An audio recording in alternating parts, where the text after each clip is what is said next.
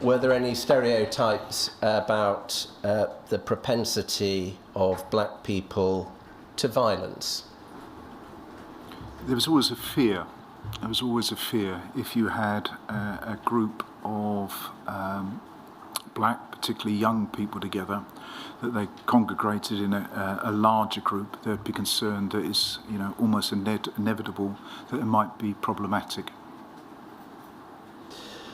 I've been asking you about your experiences in uniform in frontline policing. Can I now move to your time in special branch before the SDS? Were the attitudes the same there, or were they different? I don't think the officers themselves, I think there were definitely less races that was there. But what there was is we had so very little dealing with black people in the special branch. The special branch, the areas that we were concerned in, for example, like protection, or were concerned in all the areas. The Irish terrorism was a vastly bigger area.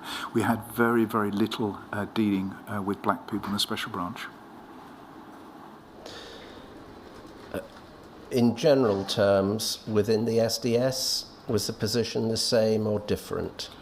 The position was exactly the same. We had, other than the officers, which actually was me and Trevor Morris, who obviously he was black, as everybody is aware here. There was very little dealing of other activists, groups that involved black people. So if in the event there was, maybe there would have been more racist comments, racist banter, and things like this. Whereas it was me and there was Trevor dealing with the black justice campaigns, and but Trevor himself, I've heard his evidence here, and there's no reason to disbelieve how he felt, but I certainly felt that the jokes he was getting, I had jokes directed at me for my various reasons, but certainly Trevor had some jokes directed at him that were because he was black, because that was considered, I was different in other areas, and that was his difference. But the other thing with Trevor, I don't know how clear it was, but he was a person who's very, very capable of looking after himself, and some sort of kung fu master at the time. So once again, you can't bully, you can't do too much against somebody who would deal with you. Going to come to specific individuals in a moment, but as a matter of generality, are you able to help us with whether the sort of stereotypical attitudes towards black people that you have described in uniform were held by at least some within the SDS? Yes. And can you give us an idea of how widespread those stereotypical attitudes were?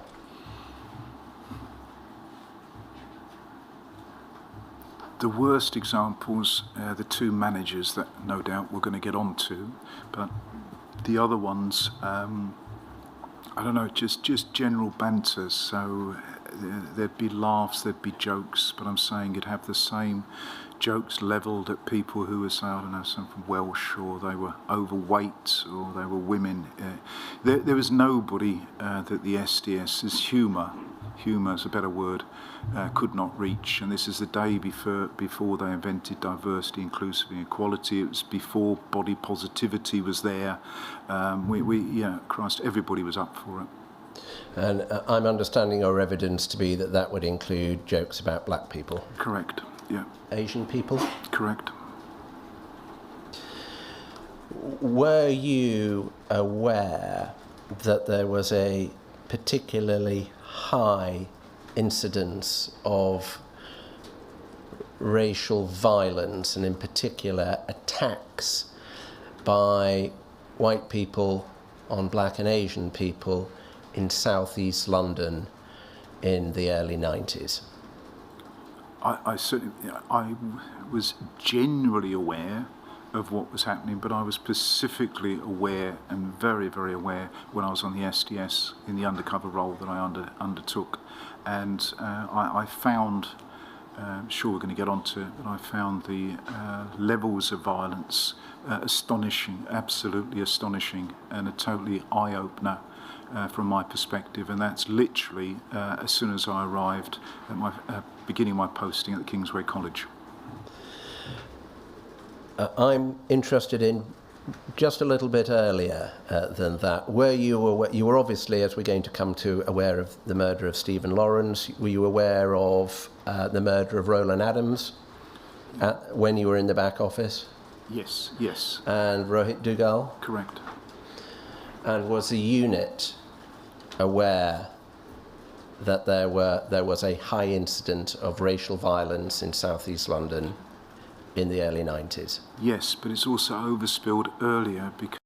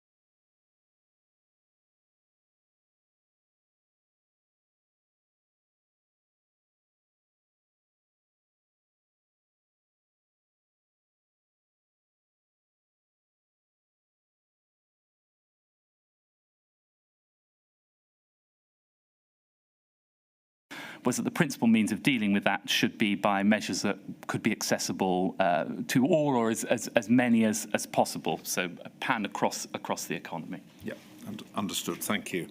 And then you also speak in your statement about establishing the COVID-19 hub. And just so we understand, that is internal to your department, is that right? Yes, all of this is the sort of wiring of my department. Yeah. And you describe that as having what you've called a cross-cutting function, coordination function. Can you just expand a little bit and put that into simple language in terms of what it was actually doing? Yes, sorry, it's a slightly jargon term. Don't worry. What I mean by that is that it was engaging across different parts of the department, and indeed would also work with other relevant government departments as appropriate. So it would pull together all the relevant information and analysis.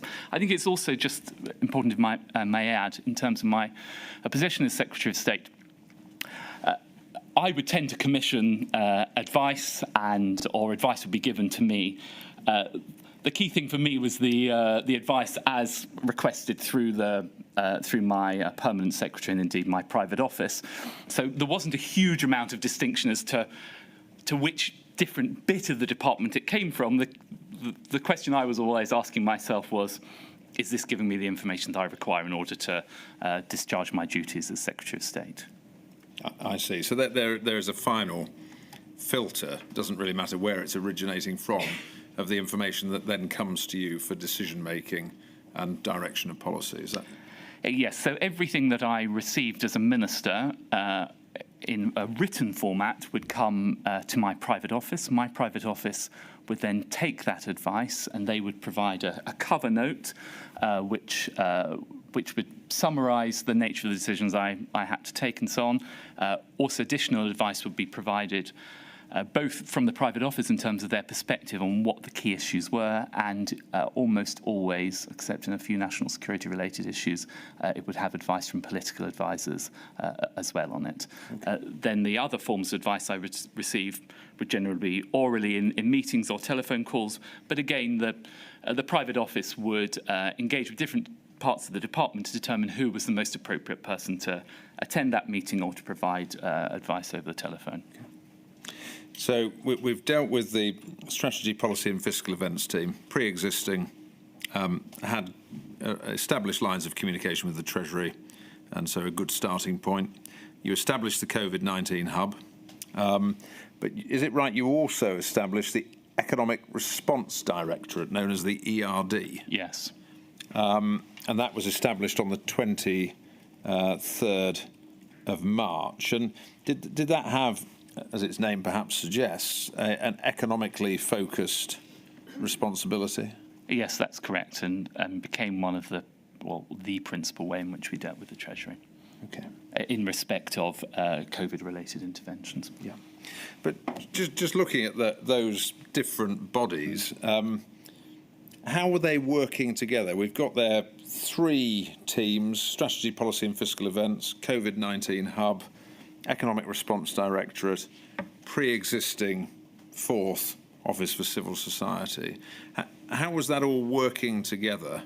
It may sound that's 4 things doing 4 different bodies doing similar things. How did you see it?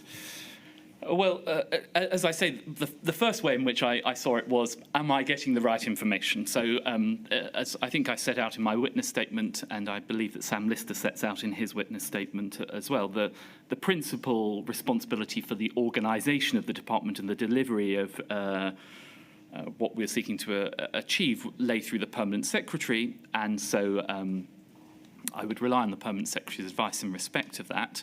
The second thing is that I would engage in a number of different ways. First of all, I've set out how I engage with the private office. So everything went through the filter of the private office, so they coordinated with the appropriate bits of the department that I needed advice from.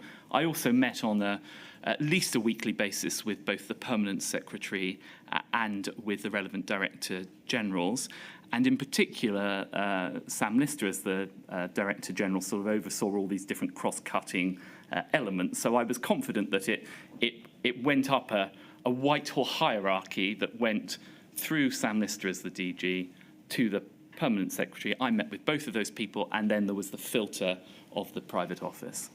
I mean, I suppose the important thing for you as the ultimate decision maker, did you ever feel that you were getting conflicting advice from different teams, or that they weren't working well together, or rather did you feel that each was complementing the other, doing slightly different things, but ultimately leading to coherent advice to you? How did it appear at the time? And I think that's a very important question, and I'm sure I never felt there was conflicting advice. One shouldn't view these as being sort of different fiefdoms or baronetcies. They were all playing their role and I think it's worth also just appreciating that this was a function of the department pivoting to this COVID crisis situation, where suddenly as a department we were dealing with all these different bits that the department was responsible for. So the DCMS, and even more so at the time I was Secretary of State, had a very wide range of responsibilities, going through telecommunications to the newspaper industry, sports, civil society, arts, culture, and so on. And we were trying to coordinate our response to all those different sectors, all of whom had significant needs. I mean, your experience of government, is that array of sectors for which you were responsible, is that unusual for a department to have that sort of breadth of different sectors, ranging from, say, the charity sector all the way through to telecommunications and media? Yes, it is. I mean, I think the other department that used to be much more like that was the Home Office. And if one wants to get into the sort of history of all of this, I believe that the department was hived off of the Home Office at one point because the Home Office had such a wide variety of different responsibilities. And just fast forwarding slightly to the department acquired responsibility for digital, I believe, of business before I became Secretary of State, and civil society has sat in other parts of government, including in the Cabinet Office. So what I'm really trying to understand is whether it was the breadth of the sectors that your department was responsible for that necessitated different bodies within the department feeding in advice on different issues. I think it was more, in terms of the creation of these different units, and particularly the COVID hub, this was more a reflection of the department stepping up to a new role, which was about how can we support these different sectors in two respects. One, the impact of them from being locked down, or many of them from being locked down, and then so what the rules meant and so on and so forth. And then secondly, the support that they would then need from the government, principally financial support. When it came to financial support, or when it comes to it, we're going to go on and I'm going to ask you some questions about sector-specific support that was introduced. But was your focus on that, identifying what sector-specific support the department could offer, funded by the Treasury if necessary, or was it on ensuring that the panic economic measures that the Treasury was introducing worked for your sectors, or both? I'd just be interested if you could help us with your strategy for that. Yes, both and sequentially. So to begin with, it was to understand what the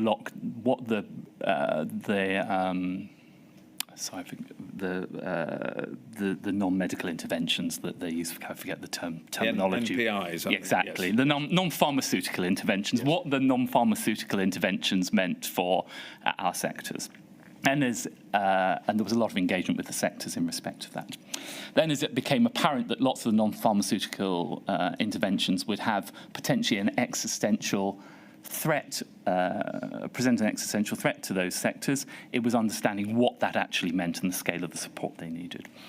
Then it became apparent from our engagement, particularly with the Treasury and the discussions that we were having, including collectively as ministers in the government, that the first line and the principal means of response was these pan-economic measures. So at that stage, it was making sure that that those applied to as many of our sectors as possible. That certainly wasn't a given at the beginning, so we wanted to make sure that was the case. Once we then understood where it applied and where the gaps might emerge, we then started to engage more in terms of what sector-specific interventions might be required. Hence the charity support package of £750 million, the Cultural Recovery Fund, and all the other sector-specific packages that we engaged with. Okay. So in terms of those significant pan-economic measures, we're talking, are we, about things like the job retention scheme, self-employed income support scheme, loan schemes, grants, and business rate relief, those sorts of schemes that are applying across the economy. PAY deferral is another one, yeah. Yeah. So first focus is see what the Treasury is delivering and see how that might apply to our sector and how we can try and ensure that it does apply to our sector, and then look for gaps that are emerging or areas that might need additional support and see whether we can land schemes that are specific to our sector or sectors. Yes, that is correct, yes. Okay. Now, can we look first of all at some of that sector support, and in particular support for the voluntary community and social enterprise sector. And I'm just going to ask, please, if we could have up on the screen INQ 000623471, and it's page 1. There we are. Thank you. Yes.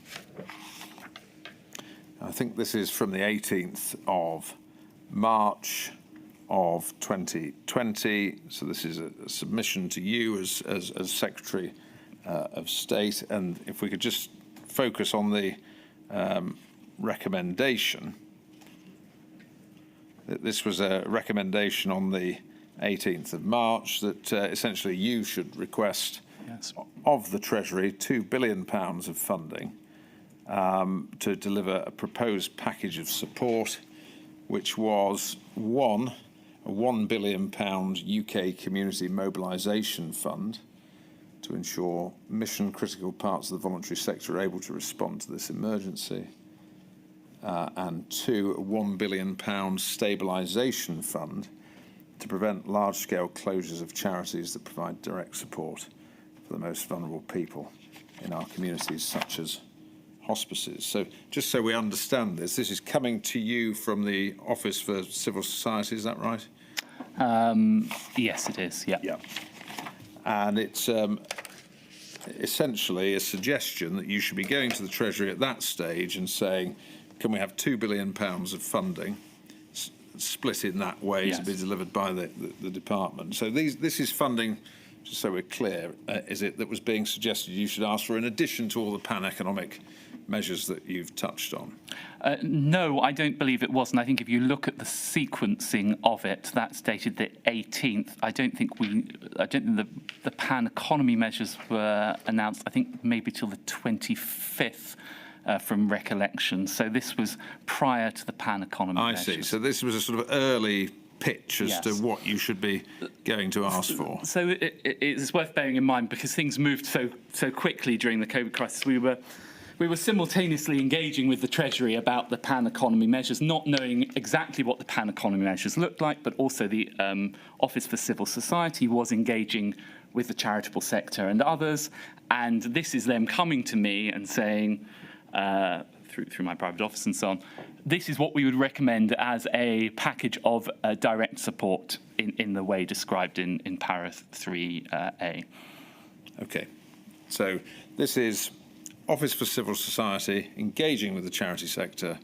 This is the if you like, the early bid of what they are telling them they think they're going to need, and coming to you and asking for you to make that case to the Treasury. What was your reaction to that, your response to that request at that early stage? Well, the first thing I should say is that unfortunately we haven't been able to get through the department the cover note. So typically this would come with a cover note with the advice from my private secretary, advice from my special advisor, and then I would write on that cover note my response to that. We have been unable to, Sir been unable to track that down. However, my recollection is that I came back and asked for, and I would say it will almost always be the case if I was given a submission like this, asking for £2 billion of taxpayers' money to be spent. I'm pretty sure I went back and asked some further questions about exactly how we derived these numbers, who it was seeking to benefit, and so on. Yeah, I mean, you certainly say, I think it's paragraph 84 of your statement, that you had concerns on that submission. And were those essentially the concerns, that this was a lot of money to be asking for at that stage?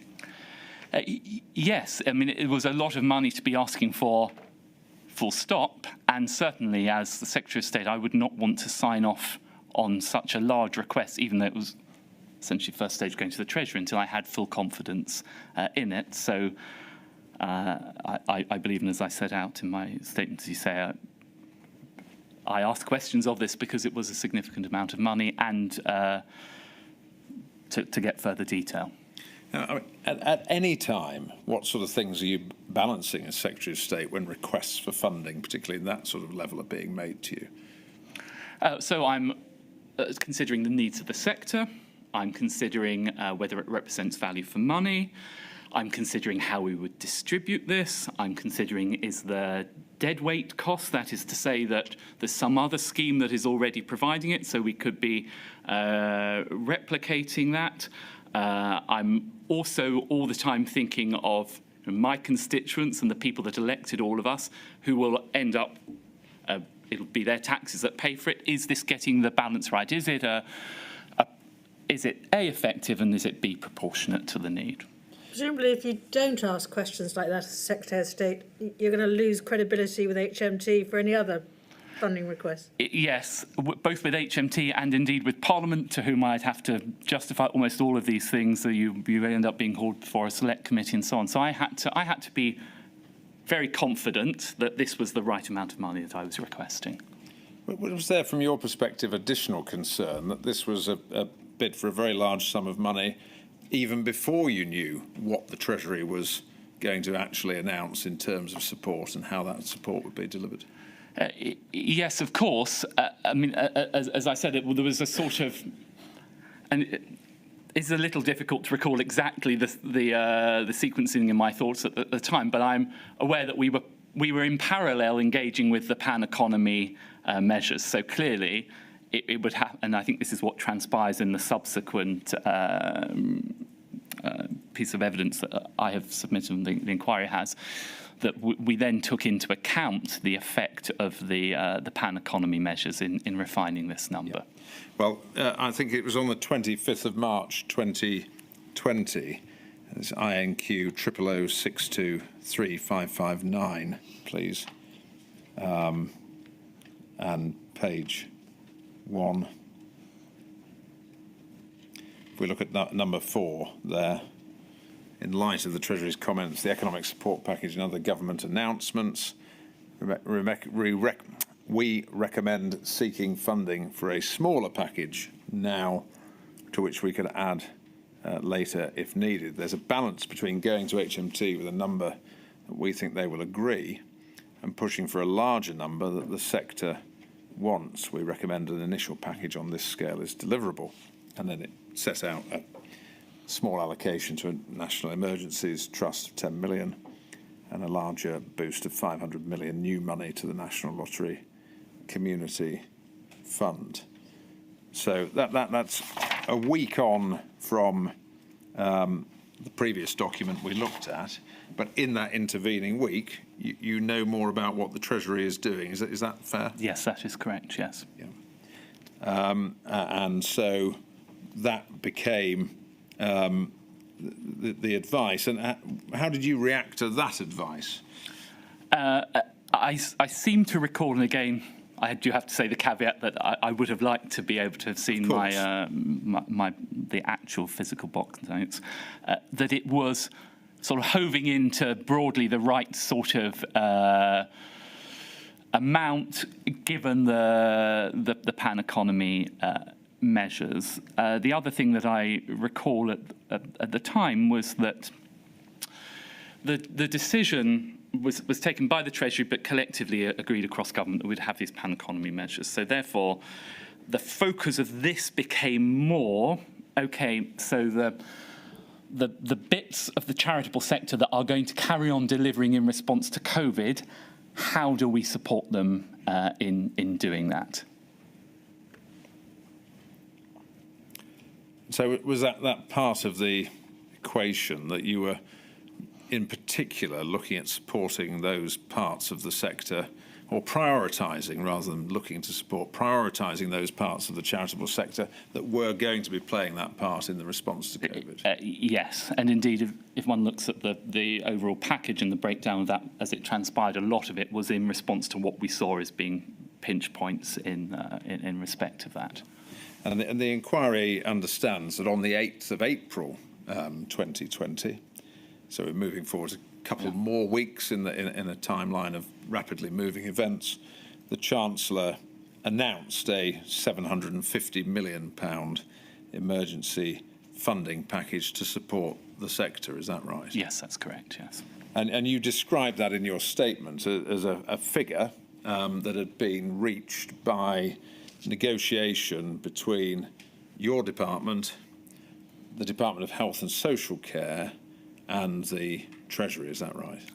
That's correct, yes. And of course, it is also worth noting for completeness that a package of this size would also attract the interest of 10 Downing Street as well. Yes, thank you.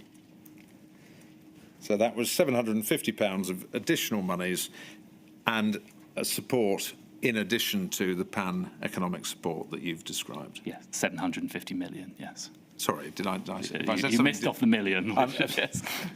Well, what's a million between friends, I could say, but no, that's an important correction, so thank you. Can you assist at all in terms of how that figure was arrived at? I mean, is it more scientific of you pushed for what you could get and that was, given the other fiscal response of the government, what was available? So it was I would say a combination of three things. So first of all, as we have discussed, the interaction between the pan economy measures and the needs of the sector. Secondly, it was specific needs from the response to COVID. So if one looks at the breakdown, particularly with the other government departments of areas where we spent money, £200 million was for hospices. There was an awful lot of attention at the time about the pressure that was on hospices. Even smaller numbers, I believe there's some money that goes to zoos. There was a lot of pressure at the time about how zoos were responding to this crisis. So there was that kind of analysis. And of course, in that context, a large chunk of it from my department came from the engagement that the Office for Civil Society had with the sector, understanding the needs and so on as set out. And then, of course, finally, there is an element of the art of the possible, that is to say what the Treasury is going to agree to. And I don't mean that to be dismissive of the Treasury, because the Treasury is the only department across the whole of government whose sole focus is on the totality of government expenditure. So they have to make the ultimate decision about how expenditure on individual schemes sets in the context of the whole of government expenditure and how that's paid for, whether it's through taxes, the bond issuance, and so on. Okay, thank you. Now, in terms of the number, the amount of money, we've heard evidence this morning that the sector considered that the amount of money available was not adequate. It wasn't a sufficient sum of money, and the inquiry has received evidence. For example, it was estimated that the charity sector would lose £3.69 billion of income within 12 weeks of the first lockdown. Were you thinking about this package and the sum of money in terms of what was adequate, in other words, what would replace pound for pound the money that was lost, or were you thinking about it in a different way?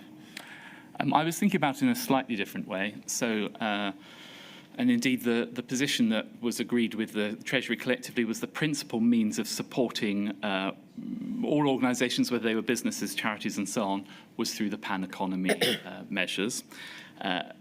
So that was the sort of baseline. And then I was thinking in respect of this sum about how it would address the specific needs of the sector, but specifically through the lens of those activities that were required to support people, and the hugely important role that the charitable sector played in supporting people through the COVID crisis. Thank you.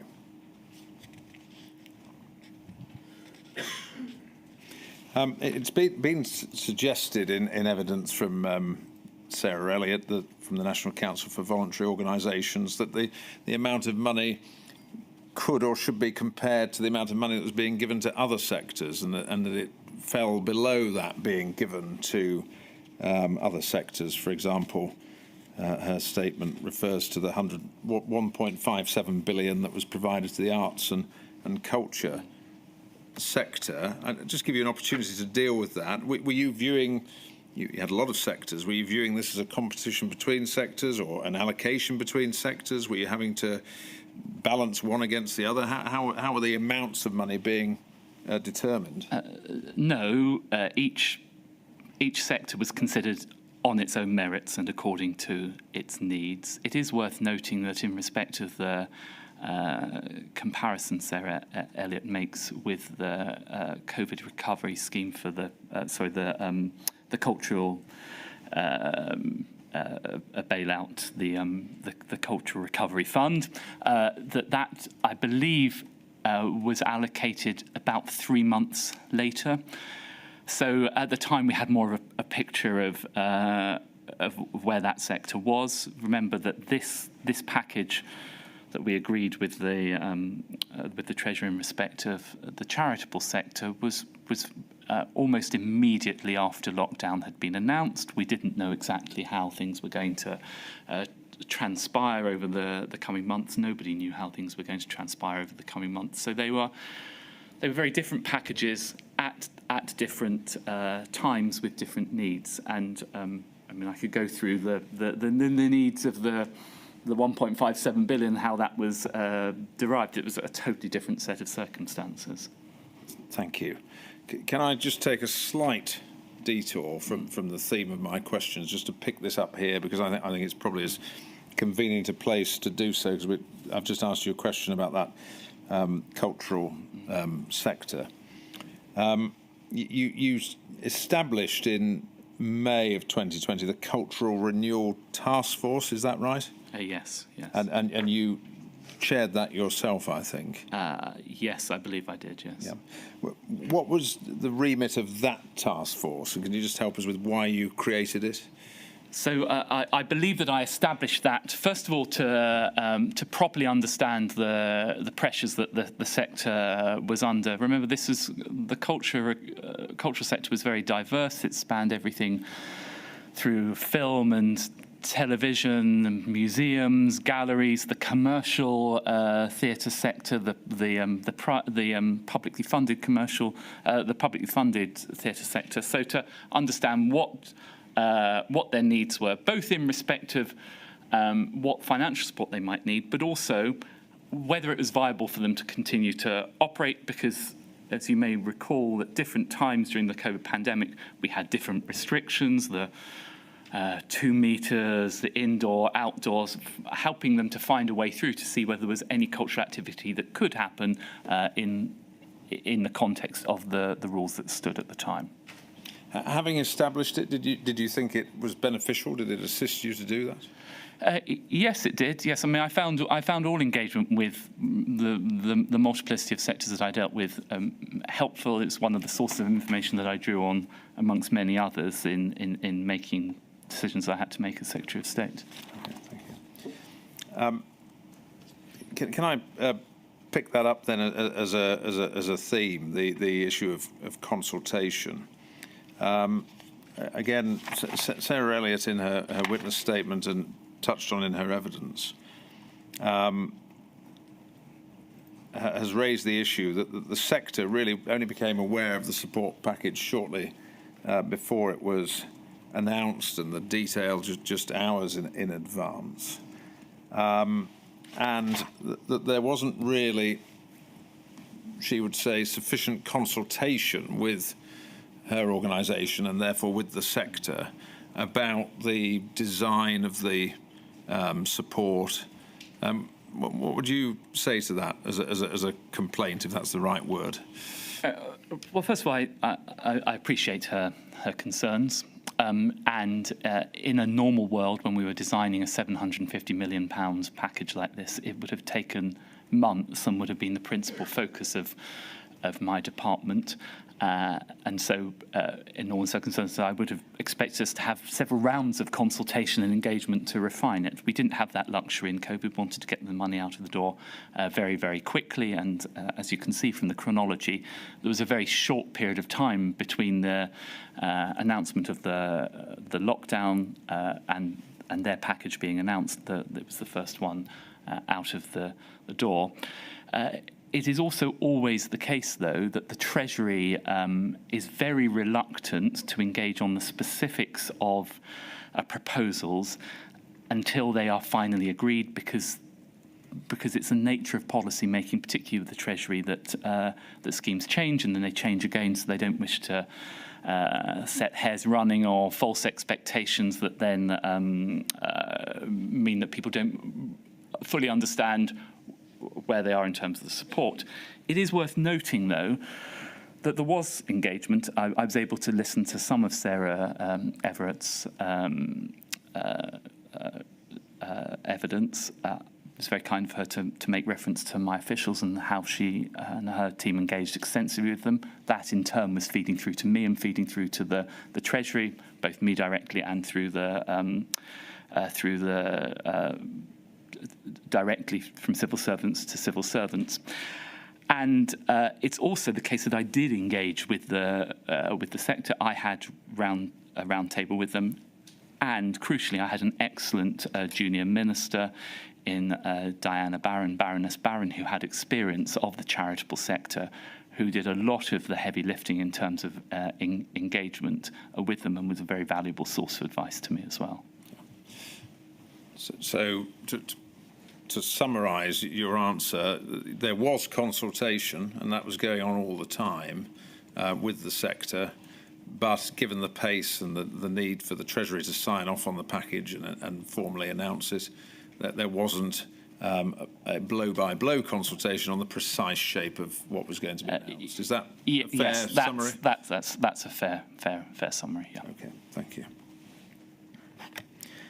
Generally, did you find that the greater the consultation, that the better schemes landed and support landed, or was that not your experience? Well, yeah, yes and no. So it's important to recall that engagement with the sector is just one way in which we derive information. So we would derive information from the experience and expertise of the officials in my department, many of whom have either worked in the sector or had been engaging with the sector for many, many years. We derive advice and information from reports that were prepared on the sector, official statistics. So all of this came together. Of course, if we had enough time, more consultation is always better. But as a department and as a government, we had to trade off the time for consultation with the speed of the response. Thank you. Now, the monies that became available, the additional monies, were delivered through a number of different schemes. I think 7 in total. Is that right? Yes. We can take it as read. Why deliver the monies across lots of different schemes rather than have one central scheme that could provide support? Well, it was to reflect the different needs of the sector. So the fund that was allocated to other government departments was a reflection of specific needs, principally that had already been identified by those departments. Those departments had the existing relationships. So, for example, DHSC had the relationship with the hospices sector.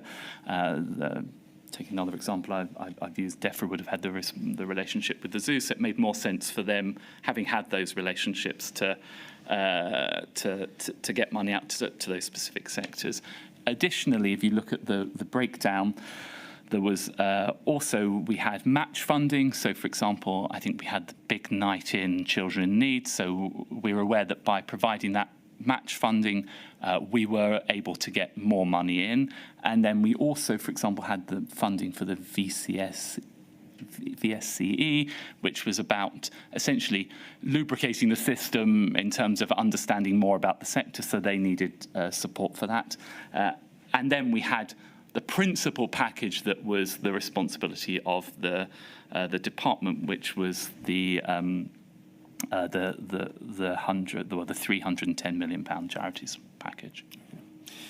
Do you think there was a danger in that approach to delivering funding that different departments were bidding for their own sectors and effectively promoting the interests of their own sectors, and that there was any lack of transparency about who made ultimately the decision as to what money went where?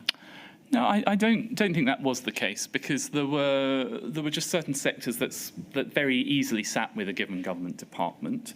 Those departments then put bids into this decision-making mechanism that we set up, a sort of star chamber, and then collective decisions were made in respect of those bids by a combination principally of DCMS and the Treasury, which you would expect to be the case. In all of this, we were seeking to get money out the door as quickly as we could to the sectors that needed it most, but at the same time trying to build a structure around it that was defensible to the public whose money we were spending.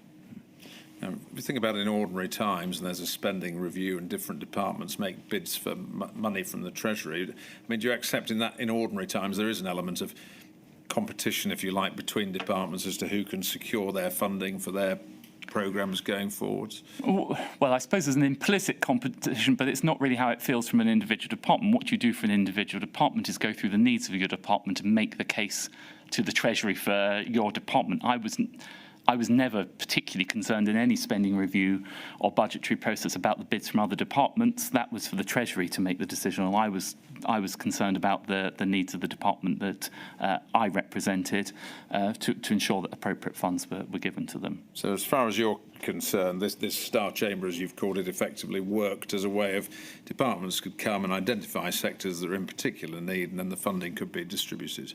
Yes, and it's important to remember, first of all, it's always the case that as a government we're interested in the whole interest of the nation and the government over the individual departmental interests. That was even more so the case during this once-in-a-generation crisis. I mean, I've already touched on the sum of money that was available, but just to give you an opportunity to deal with the criticism that was made this morning that this just wasn't enough money, what would you say to that?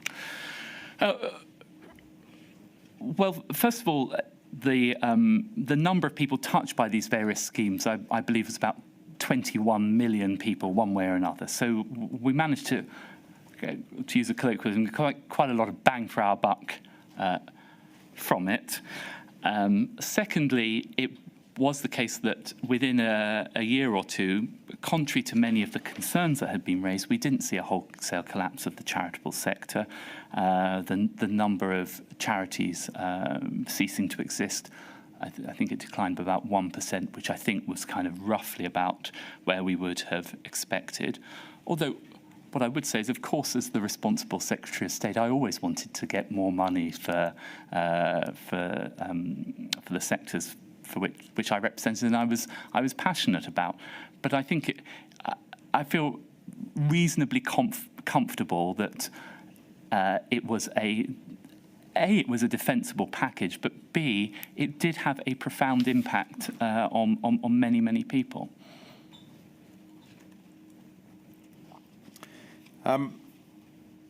The Coronavirus Community Support Fund, can I just ask a couple of questions about that?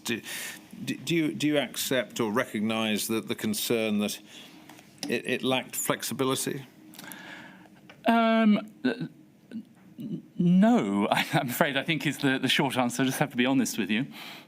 Well, we obviously prefer honest answers. So, Every answer is honest, I should say. So why was it colloquialism. why was it configured as it was from your perspective? So is this the point about the alleged complexity of yes. it? Right.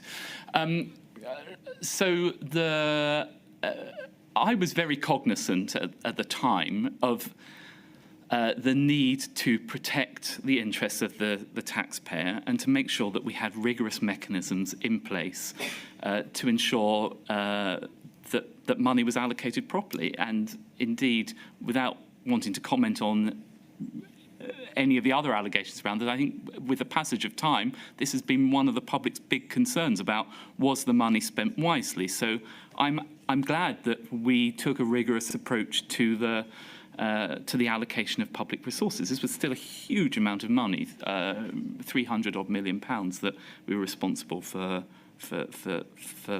distributing.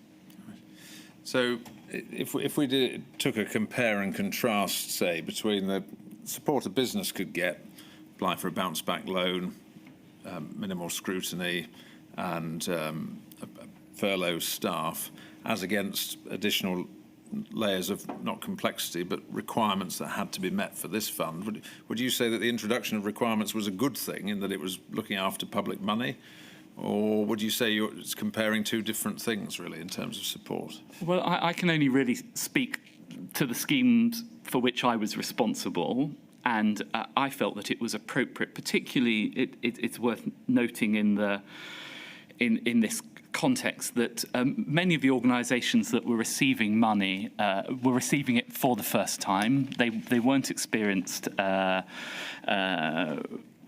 with receiving it. They had limited experience of managing government funds. It included non-registered new organisations that were being given rapid emergency funding. So the judgment that I took was that it was proportionate to have this additional layer. However, as things transpired, I was always mindful of making it proportionate, and I received representations that for relatively small amounts of money, we should raise the threshold to £10,000. I felt that on balance that was a proportionate approach. But again, I think that I personally felt more comfortable with having more rigour to begin with and then easing off on the rigour than the other way around. And so one final point worth making is that if you look at the surveys that have been conducted subsequently, and I'm happy to write to the inquiry with the details of those, I believe about 3/4 of those surveyed who applied for funds under the scheme found that it was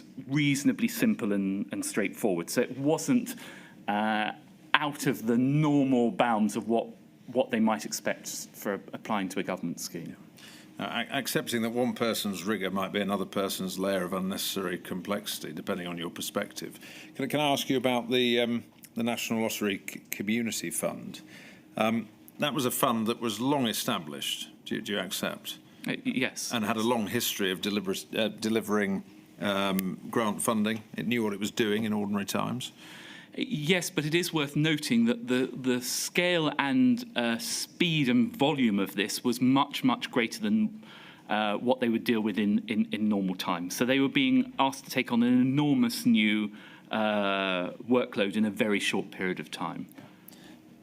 So why, if they were familiar with delivering that sort of support, bring in external consultants, PricewaterhouseCoopers, paying them, I think the estimate was about £1.4 million to do what the fund already knew how to do? Well, first of all, for the reasons I set out, that these organisations had limited experience of managing government funds, there were non-registered new organisations, and secondly, because the scale and speed of what we were asking them to do, I took the judgment at the time that an additional layer of scrutiny would be appropriate, and as I said, when that proved not to be required in respect of those smaller sums, the department showed flexibility, or we showed flexibility in respect of it. Of course, it's always the case that as a minister, you're trading off things. You're trading off speed, rigor, complexity. But I suppose I don't. If one looks at the evidence of the people that experienced the scheme, their feedback, even afterwards, was that 3/4 of them found this was a reasonably normal level of scrutiny. And indeed, £1.4 million, although it's a large sum of money, in the context of a £300-odd million scheme, I think that would be broadly in the sort of boundaries of what one might expect around administrative costs. So did you view that not as adding complexity so much as ensuring delivery in a time of a massive increase in applications and need?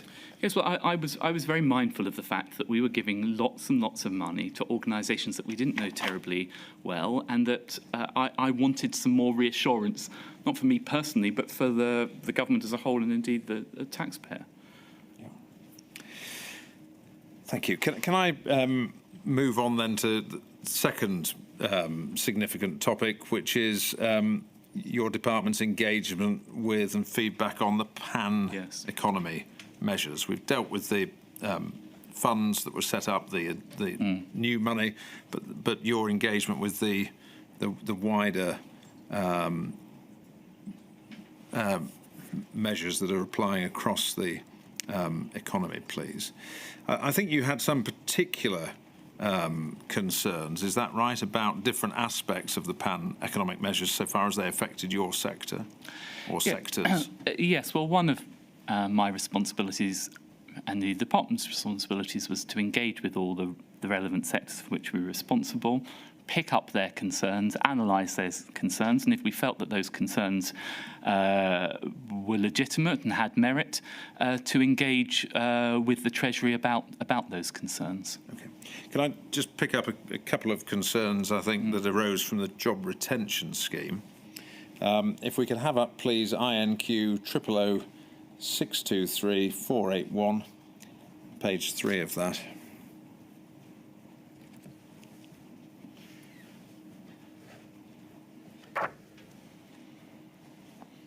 Yep.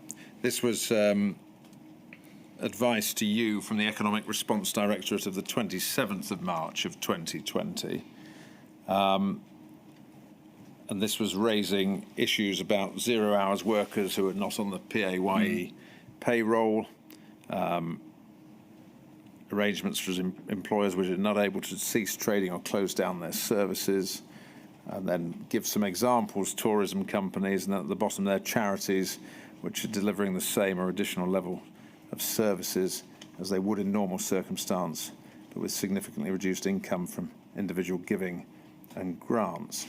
What did you do with that advice to take forward those concerns?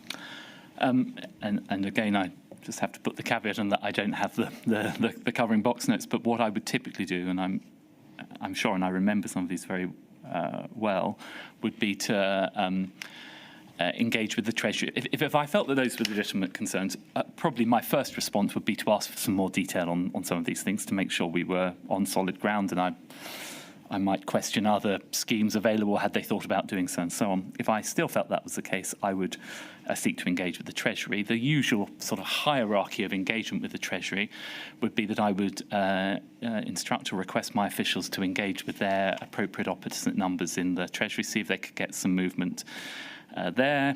Then if they didn't have some movement there, I'd ask my political advisors to engage through political channels, and then I would engage both with the Treasury or indeed with Number 10, because it's worth noting that in Downing Street there are private secretaries and policy officials that roughly sort of cover each individual government department. So we would engage with them as appropriate as well. So we would always try and do our best by the sectors for which we were responsible, but ultimately accepting that the Treasuries are the ultimate custodians, both of these schemes. They designed them, so they were responsible for them, and they were the ultimate custodians of public money. Now, we heard this morning a concern raised about the fact that one of the features of the job retention scheme, particularly in the charity sector, was that you couldn't be furloughed and then volunteer within the charity that had furloughed you. though you could volunteer with with another charity, and obviously that might sound like a good idea, but it might not match the skill of the charity worker with the particular charity. Rather than looking back over that, can we look forward? If there was ever a need for another job retention scheme, do you consider that a carve-out for the charity sector that would enable furlough of employees in the charity sector and volunteering within their own charity would be A, a good idea, B, deliverable?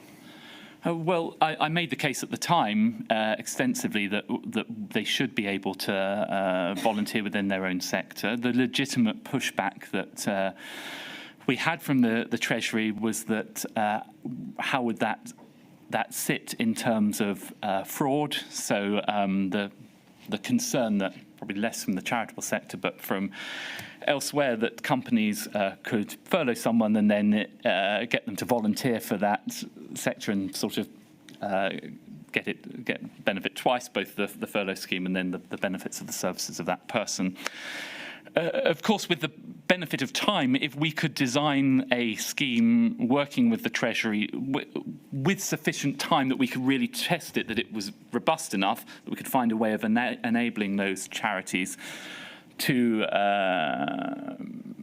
allow their staff to re-volunteer, I think it would have to specifically be to deliver specific COVID-related functions, then of course I'd like that to be the case. And we did try and find a way of doing it. We just never got to a point where the Treasury could be sufficiently satisfied that it met those concerns.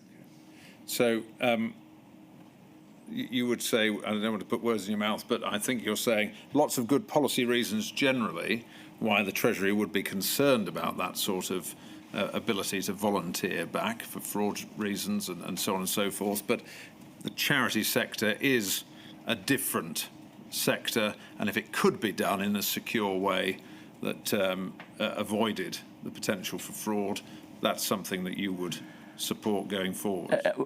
Well, yes, both the potential for fraud, but also, again, there is a need to protect value for money for the taxpayer, because if it was the case that across all activities of a charitable sector, they were able to get the benefit of the furlough money, and then have all of their staff working, then I think that would probably put excessive demands on the public purse. So I think my inclination, what I'd hope we could try and get to a point, was to have it targeted at those delivering frontline services that required at the time of the COVID crisis. Yes, or any future crisis. Indeed, any future related crisis, of course. Understood. So those who are delivering services that were tackling the immediate crisis, whatever that may be at the time, in an emergency sense. Yes, and I should say, in defence of the Treasury, the Treasury can speak for itself, there wasn't a sort of lack of understanding from them about the issue. We just couldn't get to a point where it worked. Was there any sense in which there was a concern within government that the more complicated you started to make these schemes and the ability of businesses or charities to apply for them, that would start to defeat the purpose of the scheme? And of course, that was always a trade-off, and particularly when we were going back to the Treasury once the pan economy schemes had been designed, saying, can we tweak this or can we tweak that? Every iteration means, and this is how government works, a whole fresh set of guidance goes out, new rules, and you've already got organisations that are applying under an old scheme, then you put out new rules. It just makes things more challenging. Thank you. Can I move on to the business interruption loan schemes? It's right, isn't it, that the concerns were raised with you that some charities were struggling to access funding through the loan schemes? Yes, that's correct, yes. And what did you do in reaction to that? Well, this was the point about, I think, 50% of their income needed to come from trading, and that was one of the areas where we were successful in convincing the Treasury to tweak the rules, which I think benefited a number of charities. we understand that after engagement, the Treasury prohibited lenders requiring personal guarantees, for example, and changed other elements, as you've said, of the 50% rule. And was that, in your view, a particular success for the charity sector? Was that what was driving your engagement with the Treasury on that? Well, we were driven by doing what was right, and my belief was that this was a sensible change that would benefit the charitable sector, but it's also worth noting that the wider public benefit then of those organisations being able to draw on additional resources.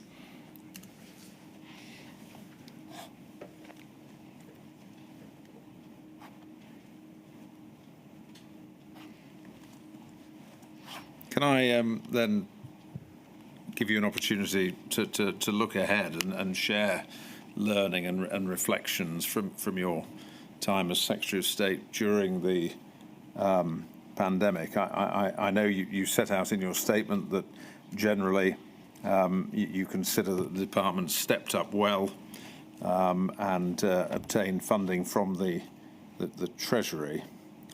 Can I just ask you, first of all, about the COVID-19 analytical hub that you set up, and whether there were particular benefits from that hub, and if so, what they were and how they might apply going forwards? Yeah, so one of the challenges that we faced when COVID struck was that we had this very wide array of different sectors which we were responsible, some of whom we'd engage with more, others we'd engage with less, and most of them were putting new demands on us, rightly. They were asking us to provide support for them, to engage with the Treasury on their behalf. So we did find, in respect particularly of those sectors that we didn't normally engage with in respect of that issue. So, for example, in the context we've been discussing charities, OCS wouldn't historically have engaged that much with charities about a direct funding package provided by DCMS to them. So it's certainly a lesson for me that we need it in future. It would have been better to have had more information about the specific needs of those sectors in respect of financial support that they might need.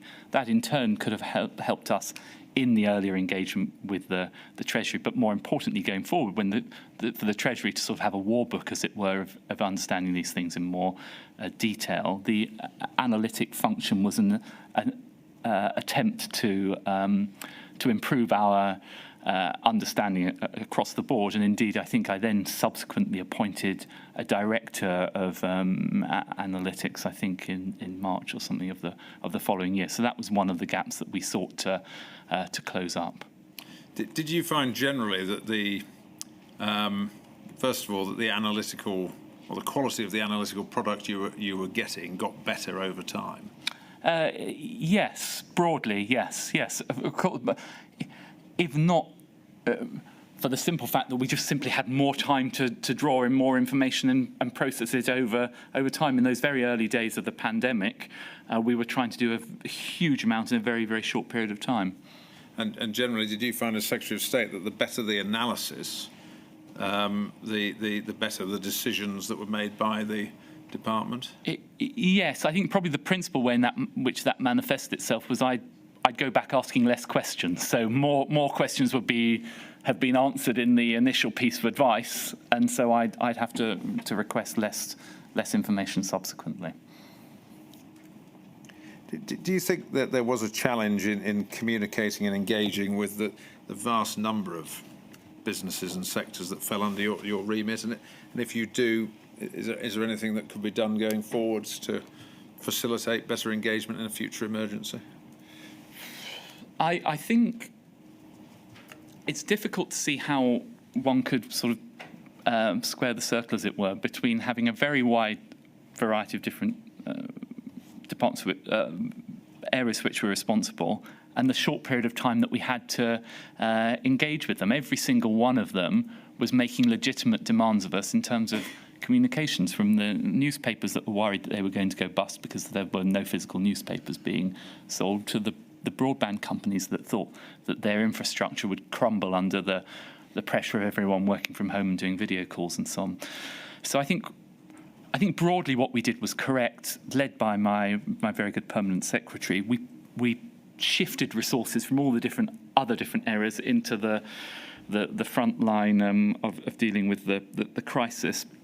I think the risk is that if we put too many resources into communications, for most of normal activity, those will be surplus to requirements. So I think that is just, in terms of any recommendations the inquiry would choose to make, it's how one balances having too much idle or too many idle resources that aren't being used outside of a crisis situation.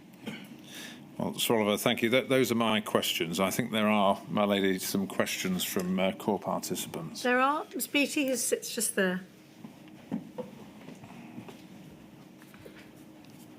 Sir Oliver, I ask questions on behalf of national disabled people's organisations, being organisations that are majority-led, directed, staffed and governed by disabled people, as distinct from charities. The National Lottery Community Fund guidance that was used for the Coronavirus Community Support Fund suggested that priority should be given to organisations that are primarily led by people with lived experience. And said this applies throughout the whole organisation, including senior management and board representation, and also priority to organisations that are currently and historically underfunded, for example, disabled people's organisations. But that being so, that intention wasn't actually within the guidance carried through into the description of 3 priority organisations that would be earmarked for that funding. So my question is, did any reviews of that Coronavirus Community Support Fund assess and look at whether funds in fact went to representative organisations, being ones such as DPO, which are primarily led by people with that lived experience as distinct from charities? I'm afraid I can't give you that answer now, but I'm very happy to write back in terms of the reviews that were undertaken in terms of the extent to which it manifested itself in terms of the resources that were given to those disabled-led organisations. It certainly, as you say, it was reflected in the criteria that was provided for it. And it was something we were mindful of as a government, and indeed we were governed by in all our decisions by the public sector equality duty to bear these things in mind. And I think, do we also see it actually as part of the grant management and reporting requirements that was coming from the fund into the department about whether those organisations were in fact receiving, applying and being given those grants? Do you remember seeing that kind of analysis coming in? I can't recall. That's not to say that I didn't see it. What I do recall, though, and indeed in the conversations that we had around the designing of the scheme, was first of all to make sure that the scheme addressed those concerns, and making sure, in terms of discharging our public sector equality duty, making sure that groups most in need had access to the schemes.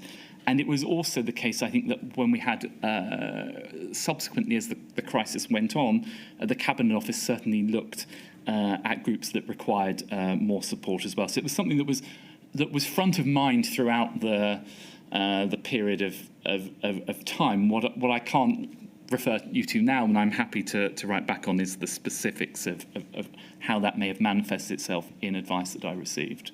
And do you think that grant criteria could be better designed to ensure that it does get to such organisations? I mean, I think I'm afraid without pulling it up in front of me, I can't say for certain, but I do seem to recall that one of the criteria specifically dealt with this. Of course, as I made the point in evidence previously, there's always ways that we can refine this, and if we had had more time to design it in more detail, I would have liked us to have engaged more with more organisations to make sure that we could ensure that guidance was absolutely bespoke to the needs of those sectors. So in the event of a future pandemic, do you think that both disabled people's organisations and the National Council for Voluntary Organisations could be better involved in helping to determine and shape that kind of support package? Yes, what I would rather is that they were, we talked about a war book sort of plans for COVID going forward, that we had that engagement before in terms of our general resilience planning. What I can't say is that if we were faced with the same situation again, we may well find the same problem of just the speed of engagement, which meant that we did engage with disability organisations, but it tended to be more through other representative organisations of different charities. We just didn't have the time to engage with every single organisation. It tended to be more representative organisations of different groups of charities. But I certainly think that is an important consideration. Thank you, my lady. Thank you, Ms Beattie. Mr Jacobs. Mr Jacobs is over that way. So Oh, sorry, right. Sir Oliver, some questions on behalf of the Trades Union Congress. Yes. As I know you were acutely aware, many in the creative industries found themselves out of work, but also, because of the nature of their employment, also ineligible for support, whether under the job retention scheme or the self-employed scheme. We understand from your statement that it was raised with the Treasury by your department. Why was it that ultimately there wasn't a deviation from the pan-economic approach, or pan-economy approach as you've described it, in order to address the problem with sector-specific support? Well, I believe rather like the issue of volunteering, and we covered off, it was finding a way that we could do this that address the concerns of the sector. So I think some of the issues related, for example, to whether those people have been trading for long enough to be able to provide sufficient accounts to do so. There was also, I think, an issue separately. There was an issue around thresholds, where I believe there was a cut-off, I think, at £50,000. Ultimately, the Treasury took the view that in terms of protecting public funds, they didn't want to raise that threshold across the board. What I should say, though, is that I was very mindful of this, both in terms of the Cultural Recovery Fund, and that's one of the reasons why we came to quite a large sum for the Cultural Recovery Fund. I did try to encourage in the distribution of that, see how we could support the self-employed and the creatives, and why latterly I was very keen to get sectors to reopen to create opportunities. For example, we managed to do that with the Film and Television Restart Scheme. Sir Oliver, you've helpfully pointed to some of the causes of those gaps that were felt particularly keenly in the creative industries. But that doesn't necessarily explain why there wasn't a sector-specific package for those working in the sector. Do I understand that it was really a practical problem? So I think principally it was about when we engaged with the Treasury, we couldn't find a way of making that work from a practical perspective. But I would just like to pick up on the point that you made about the sector-specific scheme. There was the £1.57 billion Culture Recovery Fund. Now, of course, that was not directly aimed at creatives and the self-employed, but by getting resources to those organisations, it created opportunities for them. So there was some indirect support that way. But of course, it's a regret of mine that we couldn't find a way of doing that, and I was acutely aware of the pressures that those individuals were under. And on this point, at paragraph 116 of your statement, you describe having raised this point with the Treasury. You say ultimately the collectively agreed approach was to take broad measures, and then you say in future resilience planning should develop a more detailed understanding within sectors of employment types, so we have a clearer view at the outset. What would or should that more detailed understanding lead to in terms of perhaps the war book, to use your phrase? Yes.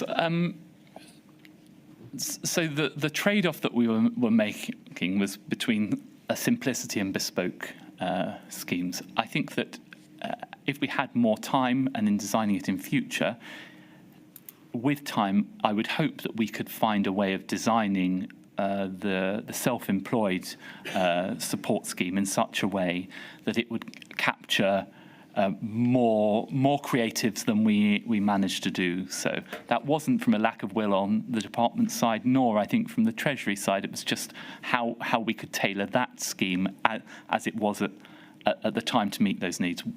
With more time, I would hope that we could find something that met those needs. And with more time, might it be that rather than perhaps seeing simplicity of a pan-economic scheme with a bespoke scheme, that actually a bespoke scheme could be supplementary? It could overlay a national scheme.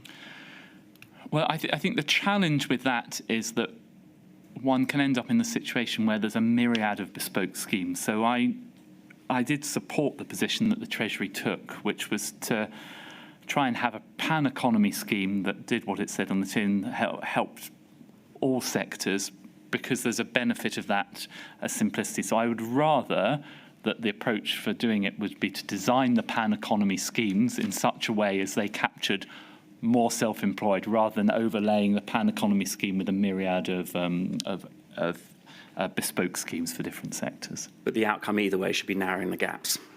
I would very much hope so, yes. My lady, thank you very much. Thank you. Thank you very much, Mr. Jacobs. That completes the questions we have for you, Sir Oliver. Thank you very much indeed for your help and for coming back for a second time and preparing the witness statement. You've offered very kindly to produce more information to save you unnecessary work, or your former colleagues unnecessary work. The inquiry will contact you if it needs more from you, if that suits you. Great, thank you very much. Lovely. Well, thank you very much again. Really grateful. Very well, I shall return at 25 to 2.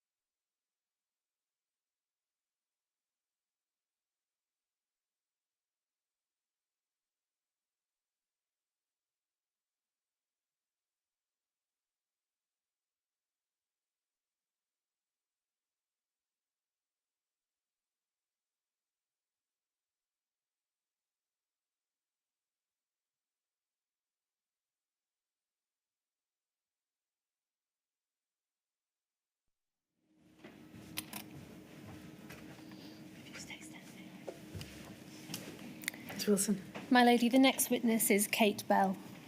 If you could repeat after me, please. I do solemnly, I do solemnly, sincerely and truly sincerely and truly declare and affirm declare and affirm that the evidence I shall give that the evidence I shall give shall be the truth, shall be the truth, the whole truth, the whole truth, and nothing but the truth. and nothing but the truth. Please sit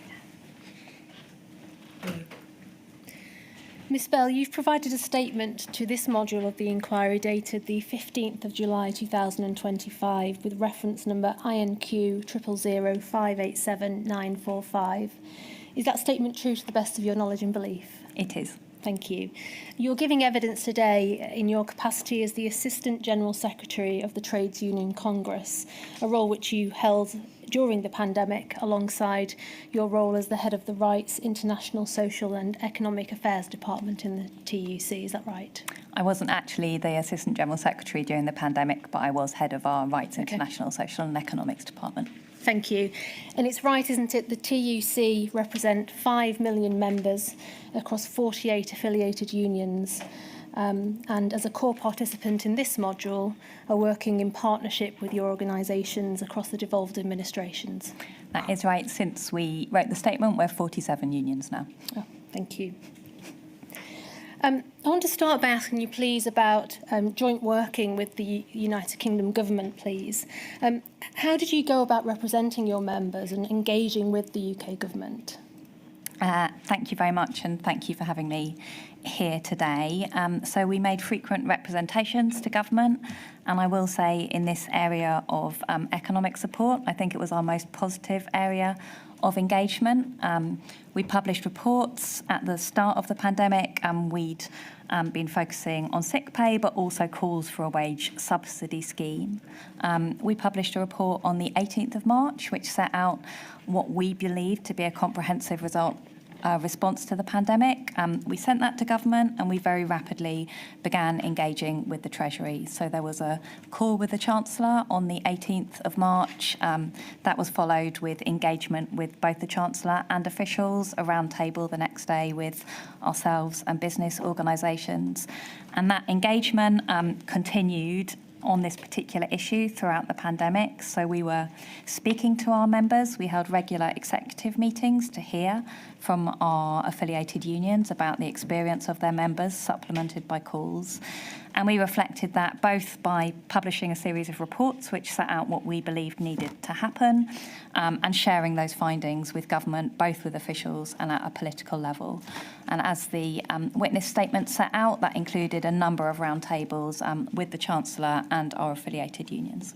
Because am I right in that there was no established framework for partnership working prior to the pandemic? So a lot of this positive engagement you've described was really in response to the crisis on an ad hoc basis. Is that right? Yes, I think that's definitely right. But I think it's described in your statement as a very intense period of engagement. Was a very intense period of engagement. It was very welcome engagement. We had frequent meetings with officials, frequent meetings with our own unions. I remarked to a colleague earlier that I was reviewing my pandemic notebooks and trying to work out where one day went into the next, because there were so many pages in each day of notes of the engagement we were having at this point. You suggest in your statement any future scheme or engagement should be via a tripartite panel. So given what you describe as very positive, albeit ad hoc engagement at the start of the pandemic, why does this need to be formalised in your view? Well, I think we need to be ready for any future pandemic. And I think, and I can go on to say more about this if you want, that the results of our engagement were really positive. I think it would have been easier for everybody if such a structure had already existed before we went into the pandemic, because although, as I said, the engagement was positive, it was ad hoc and people were kind of working at pace, let's say, to get those forms of engagement established. If it's helpful now, I can go on to say why I think that engagement was so valuable and of course, yep, what it produced. I mean, I do think there were a number of areas where that engagement with unions as the voice of workers really made a difference to the type of support that was provided. One of those was the relatively generous level of coverage of the furlough scheme at 80%. We'd shown evidence from across European countries which showed that that level of support was possible, deliverable and worked. I think we were one of the first people to raise the issue of about a month and a half into the scheme that people were needing to make statutory redundancy notifications because the scheme was due to come to an end, and the real need to extend the scheme to prevent that from happening. We were also one of the organisations that pushed really hard for the creation of flexible furlough. I think that was also being raised by business, but again, showing the real value of that tripartite engagement. The inclusion of 0 hours contract workers, multiple times where we pushed for clear guidance for parents and those who are shielding. Again, that was on an ad hoc basis. It was due in some ways to the goodwill of officials and indeed the ministers they were working to. But a regular structure for engagement would have made it easier to make those points known. And I think I'd ask you to slow down. Sorry. Going back to the beginning of the coronavirus job retention scheme, your organisation called for a wage subsidy scheme right at the outset, didn't you? We did. I think the first time, we should check this against the witness statement, but I think the first time was when my colleague Paul Novak, who was then the Deputy General Secretary, gave evidence to a select committee, and we press released the need for a wage subsidy scheme. We then, as I mentioned, had a report out on the 18th of March, which called for that as our central demand for the economic response to the pandemic. And I just want to take you and all of us back to when that scheme was announced, if I can. If I can have on screen, please, INQ 000-656-362. This was an email from Rain Newton-Smith from the Confederation of British Industry to Dr. Tim Loynig, who we'll hear from shortly. Now, you weren't included in this chain, but it stated there, in real-time response to the furlough announcement, it has saved jobs in real time.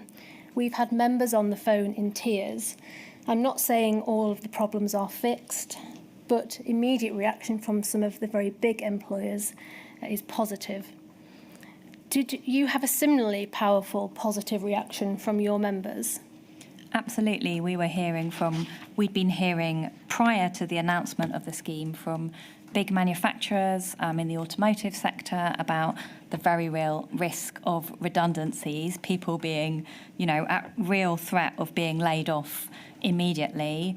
And I think all of our members are quite well networked with other organisations across Europe where these schemes are positive. So we knew that this was something that could work. We knew it was something that was important. And I think our press release at the time was very warmly welcomed the announcement of the scheme. And I think there was a hugely positive response. Yes, I think your press release described it as a breakthrough. Yeah. Right. And indeed, you've reflected on the scheme in your statement and you've described it as the most successful scheme in the pandemic. Is that right? I think that's right. We know it saved millions of jobs. That's what the evidence says, millions of jobs and millions of people's livelihoods. And notwithstanding that success, I think there are some design features of the scheme which you would like to see refined or addressed in any future iteration. Is that right? I think that's right. I can outline them if that's helpful now. If you could outline the ones which would be priority for you, Ms Bell, please.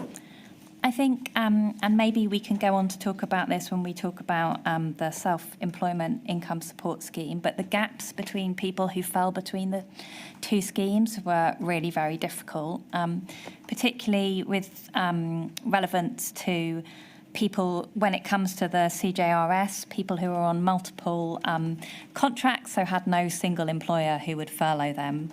That's a particular issue with this scheme. Maybe two other issues which we highlighted throughout and would want addressed in the design of any future scheme.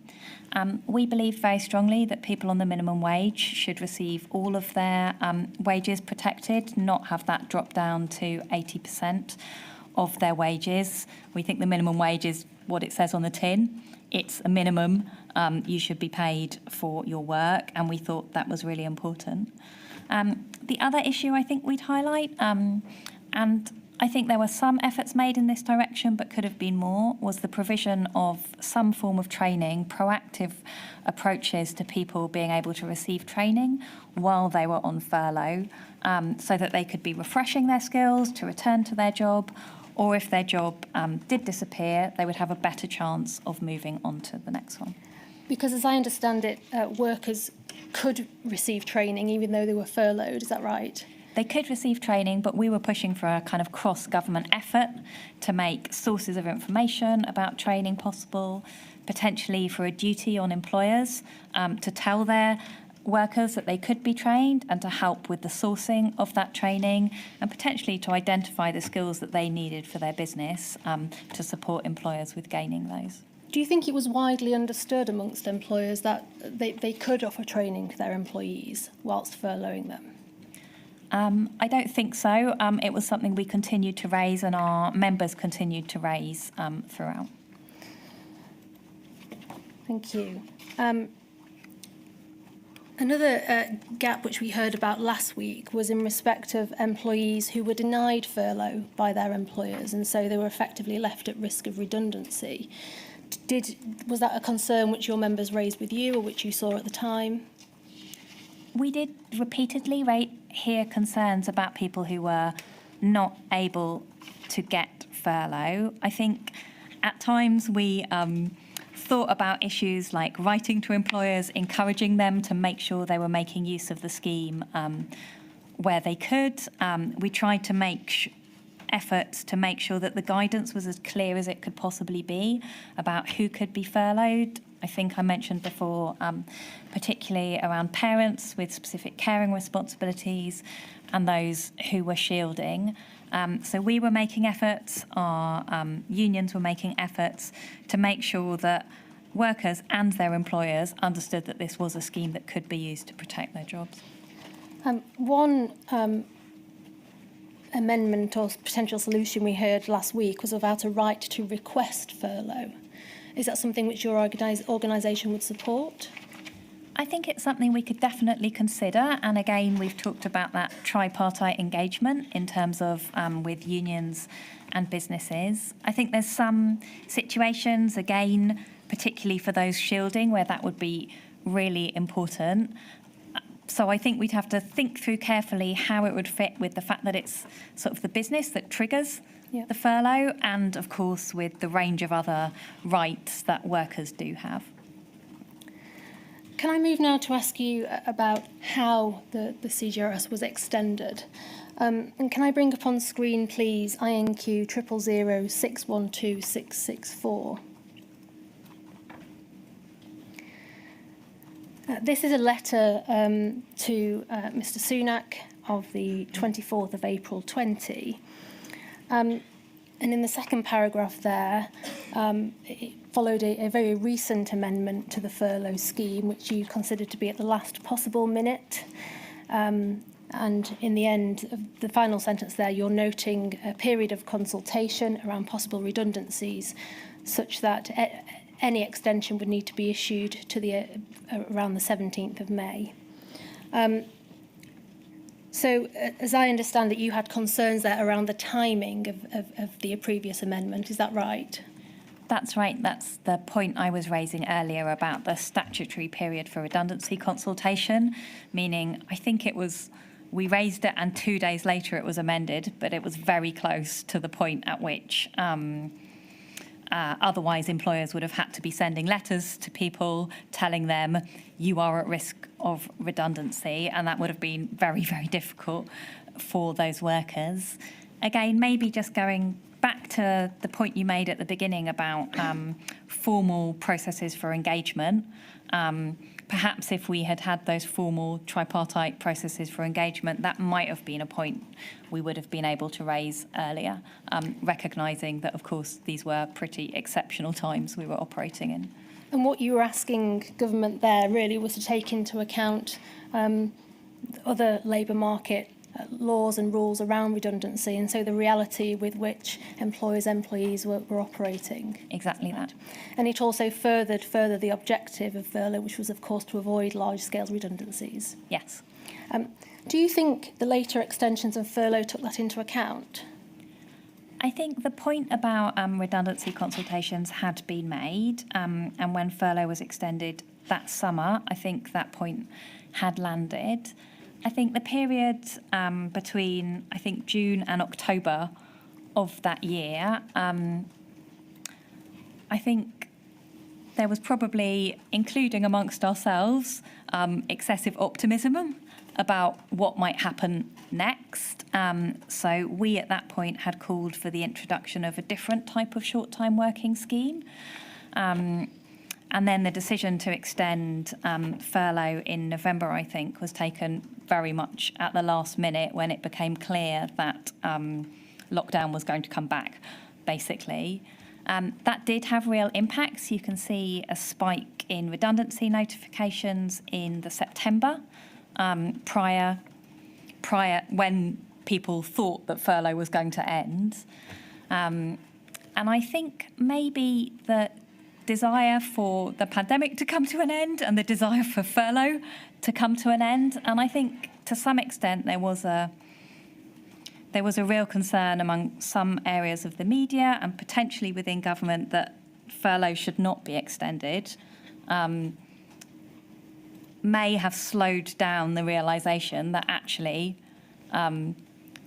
what needed to happen at that point was the furlough scheme just needed to be reinitiated because the lockdown was going to be back in place. I think maybe another reflection, and maybe it's easier to have this in hindsight, is some clearer criteria about the situations in which a furlough scheme would apply or be triggered would have helped with that decision making and would have provided greater certainty to businesses and to workers during that period. So you would like to see in any future pandemic a clear basis on which a government might withdraw or extend furlough? I think so.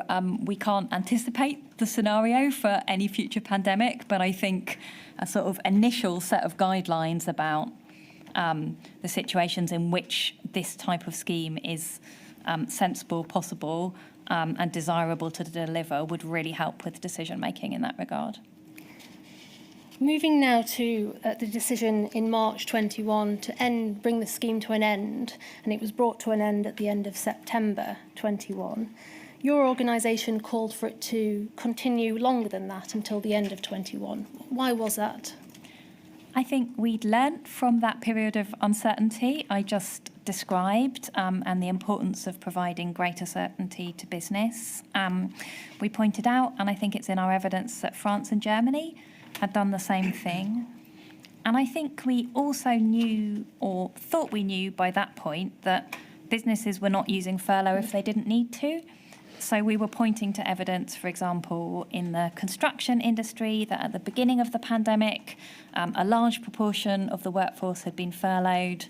By that point, people had found safer ways of working, ways to operate, and the number of people on furlough had dramatically reduced. So our perspective was it's better to be safe in this respect, and the disadvantages of extending furlough seemed to us to be outweighed by the advantages of that certainty. Thank you. Can I move now to ask you about the Self-Employed Income Support Scheme, or the Self-Employed Scheme, if we can call it that. On the 23rd of March 20, you called for greater support for the self-employed, didn't you? I think we can just bring this up. It's INQ 000 612 684. This is part of your report, which I think you've touched on earlier, called Fixing the Safety Net. And so what you're asking for there is for the government support to the more than 5 million self-employed people who at that point were not eligible for the government's job retention scheme. And later on in the report, you suggested the most effective way to support the self-employed would be to bring in a scheme which mirrored the support to the employed, so a support of 80% of income up to a maximum of £2,500 a month. Now, some of the evidence we've received suggests that there was a moral rather than an economic case for supporting the self-employed. What's your view on that? I don't think we considered it in those terms. We had received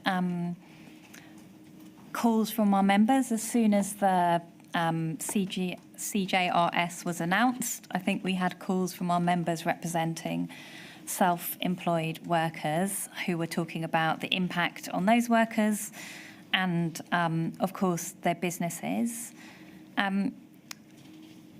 Obviously, you know, the situation is different for self-employed workers, although we should note that many of those workers may not necessarily be self-employed by choice. They will have been required to work under those arrangements by the people who are contracting them. So I think it's difficult to draw the boundaries sometimes between the self-employed and the employed. And I think that's one of the cases we were making, is there would be many people in that situation who had no other choice about how to protect their livelihood, and we needed a scheme that would protect them. Can I move now to ask you about some of the design features of the scheme? And again, although you welcomed the self-employed scheme and the additional support it gave to those who qualified, I think you've identified some coverage issues which you would like to see addressed in any future iteration of the scheme. That's right. And I think, you know, this was always going to be a difficult scheme to design, and there may always have been sort of edge issues about people who fell either side of those gaps. But I think 4 issues we were raising. One was that not quite in self-employment, not quite an employment group, for example, with multiple PAYE engagements, who were kind of neither one or the other. The well-known issues about those people who didn't have a tax return of the relevant year. Those who were kind of just over the border, the £50,000 cut-off, again, really tricky to design that taper, but over time we thought maybe that could have been addressed. And of course, some particularly difficult issues around people who received their income through dividends. Again, I think those were difficult design issues. They were hampered by kind of lack of data and government information, which was difficult to solve. But again, I think that makes the case for early engagement with a range of different stakeholders in thinking how you would prepare for a future pandemic. I think maybe just the other point maybe I would like to raise, if that's okay here, is one of the reasons that these kind of exclusions were so sharp is because of the inadequacy of other forms of social security or other forms of support. So in other countries, if you lost your job and were not eligible for other forms of support, you might have been getting around 80% of your previous wages anyway through the social security system. But our particularly mean social security system meant the consequences of falling outside between the gaps in these schemes or outside one of the boundaries that this scheme had set were really devastating for people. And you see that in our evidence where you see half of BEC2 members, so they were members in the creative industry, saying they're having to borrow money to make ends meet. Thank you. The final scheme I want to ask you about is the Kickstart scheme. So this was the scheme designed to support jobs placements for 16 to 24-year-olds on universal credit, announced in July 20 and went live in September 20. You've commented in your statement that the scheme was underwhelming in its delivery, and you've raised some concerns around the quality of training. Can you just elaborate on those issues, please?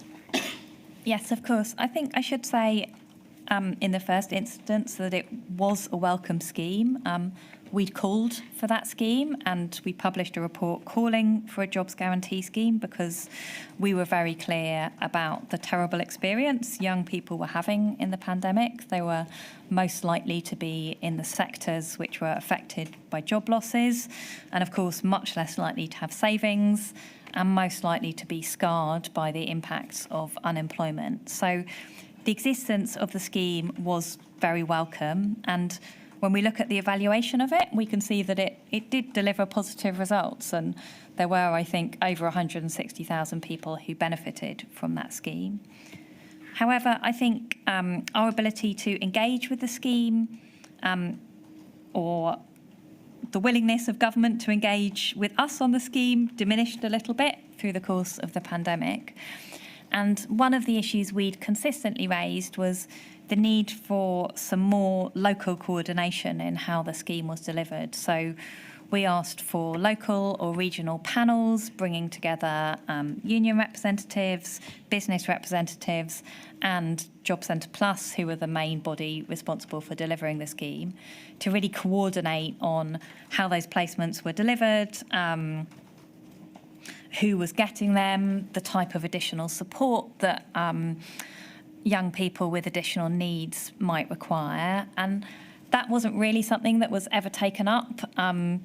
As far as I know, that suggestion seemed a little bit to fall on deaf ears. And we think that kind of local level of coordination might have helped with some of the kind of teething problems the scheme faced, some of the concerns that you can see in the evaluation from some young people, although the majority did have a positive experience about the quality of their placements and the training they were receiving. Thank you, Ms Bell. We've touched on a number of reflections and recommendations throughout your evidence, but there's just one point I want to touch on from your statement. You ask the inquiry to consider recommending a permanent furlough scheme to deal with the future periods of economic turbulence caused by a future pandemic. Why a permanent scheme rather than, for example, an off-the-shelf coronavirus job retention scheme? I'm not sure there's a huge difference between those two. I think you can see that in countries which already had schemes up and running or short-time working schemes available, it was easier for them to adapt those schemes. And I think some of the issues we've talked about kind of when you pull the lever to have your furlough scheme or short-time working scheme in place are made much easier if you've got a scheme which is already existing, which has a set of criteria which you may need to adapt in the circumstances of a pandemic, but you've got shared agreement, maybe some of that tripartite agreement as well, unions, businesses, government, about how such schemes work and then how they can be adapted to the particular circumstances of a pandemic. We obviously also don't know that the next crisis we face will be a pandemic. And I think we can think of other situations in which a scheme like this might have real benefits. Flooding might be an example where there's a short-term temporary interruption to business, and such a scheme, once again, as we saw with this scheme, can protect jobs, livelihoods and businesses. Thank you. Those are all my questions. Are there any additional reflections or lessons learned you'd like to share? I suppose we had kind of 4 points, most I think of which I've made, but I think it is really important to remember these schemes really worked. They did save jobs across the country, they did save businesses, and they did really protect people's livelihoods. And I think we should be collectively proud of that. I think they really showed the benefit of engagement. I've talked about how that engagement could be improved, but workers' voices were able to make a difference to that scheme, as were businesses. I've just talked about the importance of thinking now about any future scheme and what conditions we would want. And that would also help us think about the kind of data requirements we might face and getting ahead of some of those data requirements that, for example, made some of the self-employed scheme difficult to manage.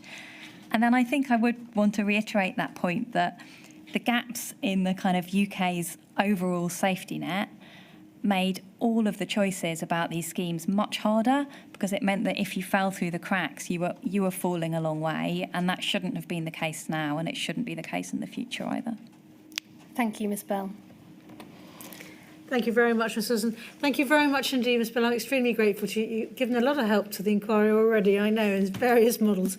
I know the T's here helping us in M10 as well, so I'm not sure that I can say Not me. thank you and goodbye. But thank you very much indeed for all the help you've given so far. Thank you so much for listening to us.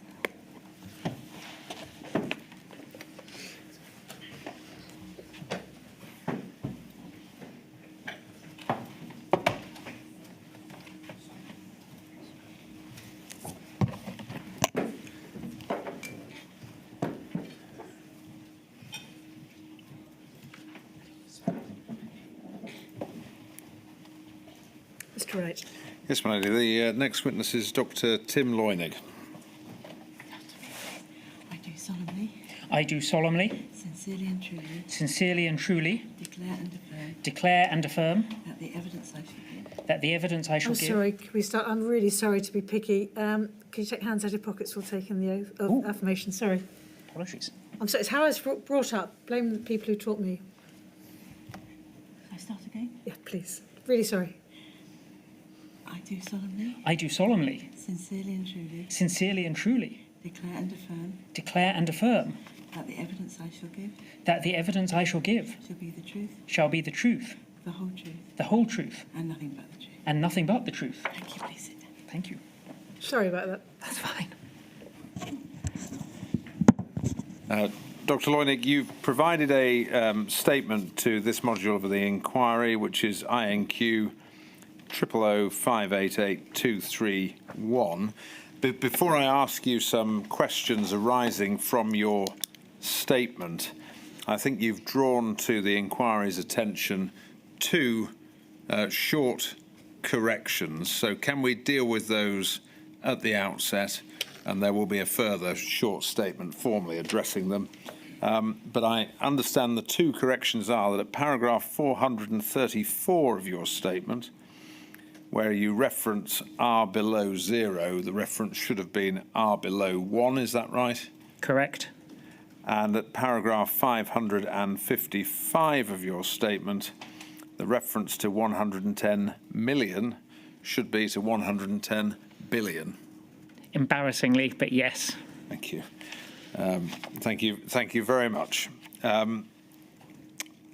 That presages me asking you that you are were the economic advisor to the Chancellor at the time of the pandemic. Is that right? That is right. Yes. Thank you very much. Dr.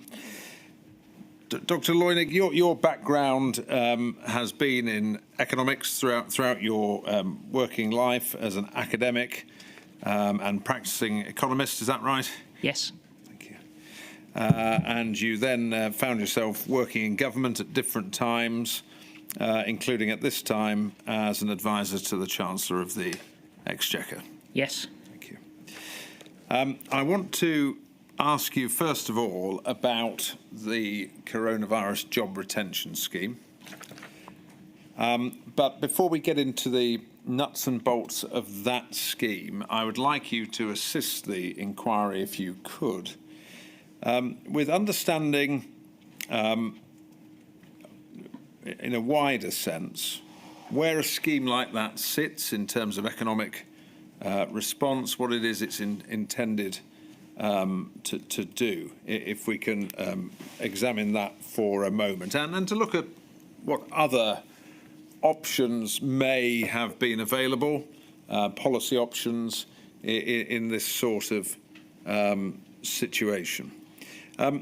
Should we think about the job retention scheme as a labour market scheme, a scheme that's designed to support the labour market, or is it an income support scheme? How would you term it? How should we think about it? Well, it's many things simultaneously. The point of a furlough scheme, and they exist in just about every European country, is indeed manifold.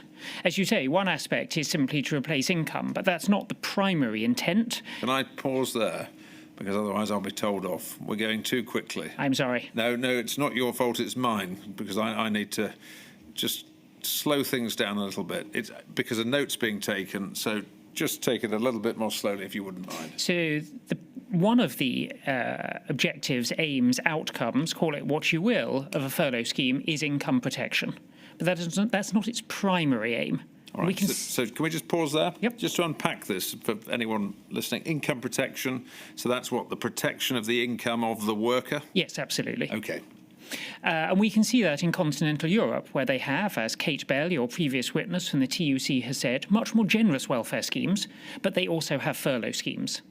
And there, the aim is explicitly really not to protect the incomes of the workers because they are protected by other things. Rather, the primary aim of a CJRS-style scheme is to maintain that link between workers and their employers. And that reduces the risk that workers will drop out of the labour market altogether. I remember shortly before, or roughly the time, Topshop went bankrupt. And I remember an interview on the BBC with one woman who said she hadn't applied for a job in 30 years, she didn't know how to begin, and she thought she might just quit. If we'd have had mass redundancies at the time caused by COVID, there would have been other people like that who would have chosen or felt they were forced to choose never to work again. And that's bad for those individuals, it's bad for their income, it's bad for their mental health, it's bad for national income, and therefore it's bad for public services because we get less taxes. So just pausing there. So a scheme like the CJRS scheme, it supports the income of employees, and relative to the amount of money that was available in terms of income support through benefits, through universal credit, at a higher level. So for those who are furloughed, their income is relatively better protected than it would be if they were forced or required to claim benefits. Yes, that would absolutely be the case. And of course, being placed on furlough doesn't preclude you from claiming universal credit. Universal credit is a benefit available to people in work as well as those out of work. To top up their income. Yes. Right. But it preserves a match, does it, between the member of staff and the employer? Business? Absolutely. That also makes it much easier for a business to reopen. If we imagine that tomorrow this building was shut down and everybody was made redundant, it would take some time to rehire people and get them trained up so that the business of running this building could function effectively. But with a furlough scheme, you just recall them, and by and large they all return, and then you can reopen. And you can also be confident of that for all of your supply chain. So the example I give in my evidence is the cafe can be confident that it can hire its staff, but it can also be confident that the pastries will arrive because the company producing the pastries will have rehired their staff. And therefore the economy can restart much more quickly than if everybody is made redundant and firms have to start from ground zero. So taking your example, it means that when the economy can restart, the pastry chef is still matched to the job making pastries, and the barrister, not barrister, but the barrister is still matched to the coffee shop where he makes the coffee. Correct. She makes the coffee. And that's better than them having to find a pastry chef from scratch, having many applicants, some of whom, frankly, don't know a shoe bun from he demonstrates he knows nothing about shoe buns or pastries from another form of pastry, and should not be hired or would not be as good at it were they to be hired. So the economy can start much more effectively. And that's really critical when you're going to reopen an economy, because you want to be able to reopen the economy and boom. It's what was called a V-shaped recovery at the time. Those are very rare in general economics, but a furlough scheme makes them much more likely. So it's not just matching skills to jobs. It has another advantage, which is it's about the speed of recovery. Absolutely. You turn the tap back on. Yes. And people can come back to work straight away. Absolutely. And that applies all the way through the supply chain. Yes. Okay. And it also gives people a lot of hope. Because if you're sitting at home but you're furloughed, you are furloughed in the reasonably confident expectation, particularly once your firm is having to pay a proportion of your salary, that as soon as they can reopen, they will want to rehire you. Whereas if you've been made redundant, you might think, hey, I'm a good worker, someone's going to want to hire me, but you don't have any evidence of that. So it's an altogether better proposition to be furloughed in terms of mental health, in terms of confidence in the future. Okay. And in terms of the Treasury's response to this emergency, is it fair to say that the majority of the support, certainly in pounds, shillings and pence terms and in terms of workers, was through this job matching scheme and income support delivered in that way? I'd have to check that, but I doubt it's true. I think when you add up the SAYs, the grants to local authorities, the reopening grants to business and the losses on the loans, I'd be very surprised if the furlough scheme was a majority. Very surprised. But I haven't done that test. In terms of support for jobs, furlough was at the heart of that. Yes. Right. But we should also remember that a reopening grant to a firm is also support for jobs as well indirectly. So it would depend on how you classify things. All right. But it was indeed the principal labour market intervention. And you've explained the benefits of that labour market intervention. But before we look at those benefits and whether they apply in all economic emergencies and all economic circumstances, can we just touch on alternatives? Yep. There wasn't presumably a sense in which the only thing the government could have done was introduce a job retention scheme. Oh no, there are lots of things the government could have done, including absolutely nothing. Yeah. If this had happened 100 or 150 years ago, there is no doubt the government would have done absolutely nothing, because that was an era of laissez-faire where governments were absolutely willing to say unemployment, as Keynes wrote, unemployment is the lot of man. Each generation must take its fair share without grumbling. We are not in that world anymore, for sure. But that was an option, yes. albeit one that I don't think it was ever considered by either the Treasury. Exactly. Just for the record, I'm not saying we ever considered doing absolutely nothing and tolerating 4 million people becoming unemployed. No. Now, another approach, maybe an approach more like the approach taken in the United States of America, that I think you've described as the helicopter money approach. Yep. Is that right? That's the standard economic description of it. Yeah. Just explain to somebody who doesn't understand anything about economics what that means. So the idea is that to keep jobs going, you simply give everybody a lot of money, they spend the money, people get employed. And so the idea is a helicopter goes over, literally dropping £10 notes. Now, of course, nobody's literally suggesting a helicopter goes over and drops £10 notes. The usual way it's done is to give every individual or household a sum of money.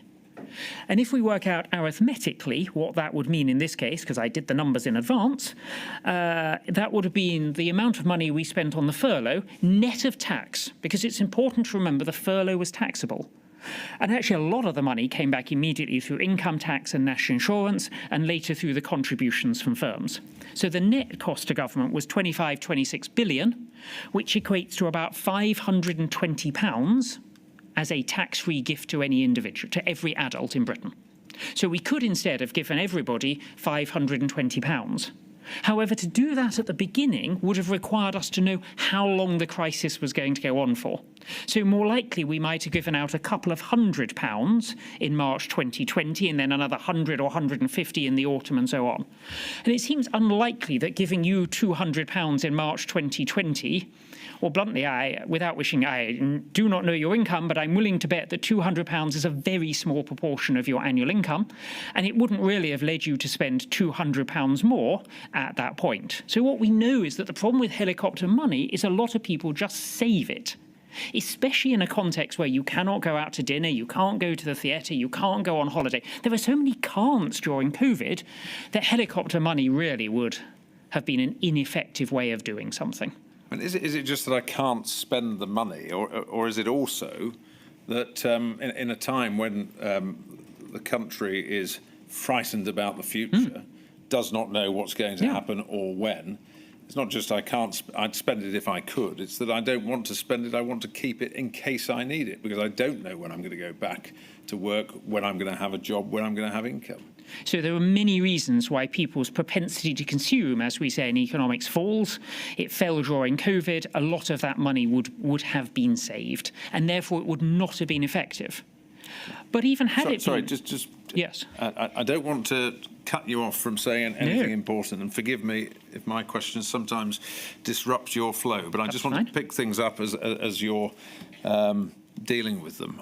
Under the helicopter money approach, is there not also a sense in which you'd be giving out money to a lot of people who didn't need it? Yes. Because you'd be delivering the £520 per adult in the United Kingdom to people who had no need for any money at all. Oh, absolutely. It would have been absurd had I been given £520. And as I say, I don't wish to pry into your circumstances 5 years ago, but I suspect it would have been absurd to give you £520 as well. Yes, I'm getting a bit nervous. It's always coming back to my circumstances, Dr. Loyning. So let's move on from me as the exemplar, shall we? I'll pick on you next. Yeah. I wonder when that was going. Inevitable. So, I mean, that's one of the problems. You're giving out money to everybody. There's no targeting where it's needed. And if you compare that helicopter money approach, which, unless you have the data, requires you to give it to everybody, does it already feel much less targeted than a job retention scheme, which is giving it to those who can't work? 100%.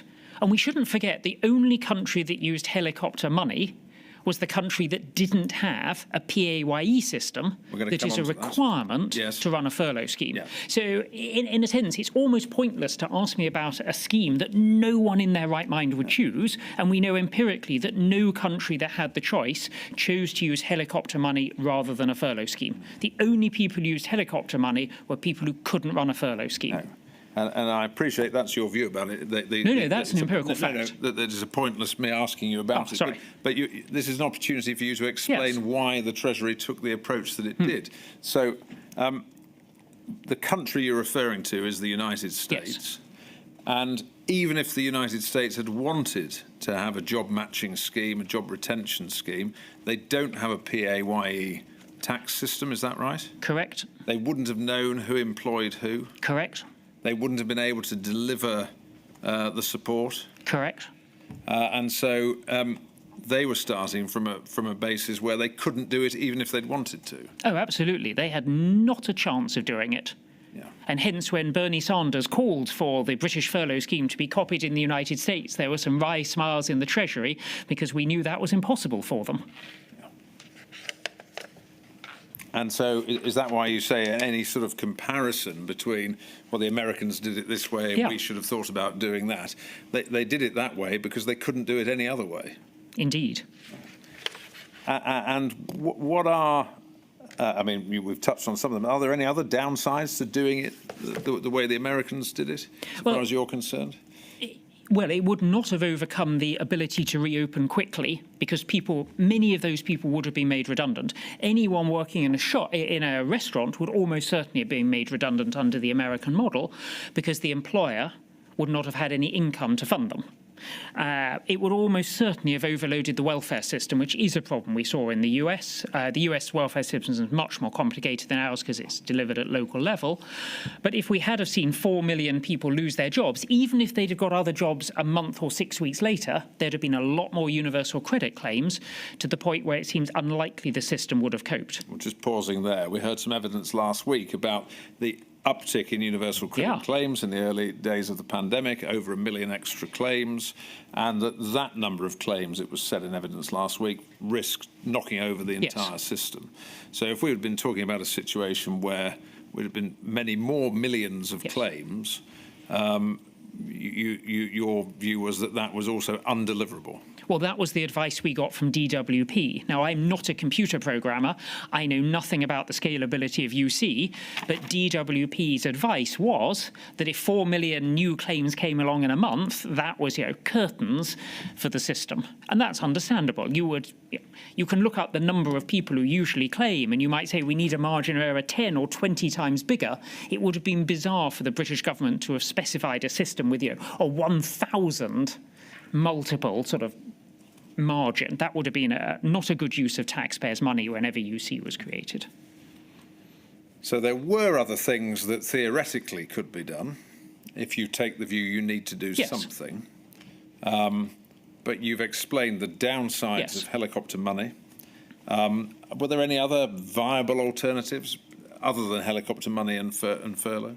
Well, it depends what we mean by viable. As I say, in the 19th century, we would have just done nothing. Yeah. People would have lost their jobs. They'd have lost their livelihoods. They would have been seen in the street in the way that the Victorian era was quite famous for. Yeah, but if you accept the argument that government had to do something, then I can think of no other. No. One of the... Yes, I'm sorry, I'm being told to ask you to slow down again. Ah, yes, well, wave that little thing at me and then I'll know what it means. That'll be helpful. Yeah, well, I'll just keep telling you to slow down, all right? Let's try and do that if we can. On the subject of the helicopter money approach, and I asked you about the fact you'd end up giving money to lots of people who didn't need it under that approach. Can I just pick up on one issue about data, and we'll come back to data, I'm sure, during your evidence. But we've heard from a number of witnesses about the lack of data for this or that. But one issue that's emerged through a number of witnesses is about a sort of household data set. So a set of data that will enable the centre to actually understand something about the need of individual households, the financial need in a time of crisis. Do you, first of all, think it would be a good idea to build the capability to establish that sort of data set? Secondly, do you think it's feasible? So the first thing you'd have to do is define what a household is, because a household has many different meanings. A decade ago, my household was quite straightforward. It was my wife and I and our daughter.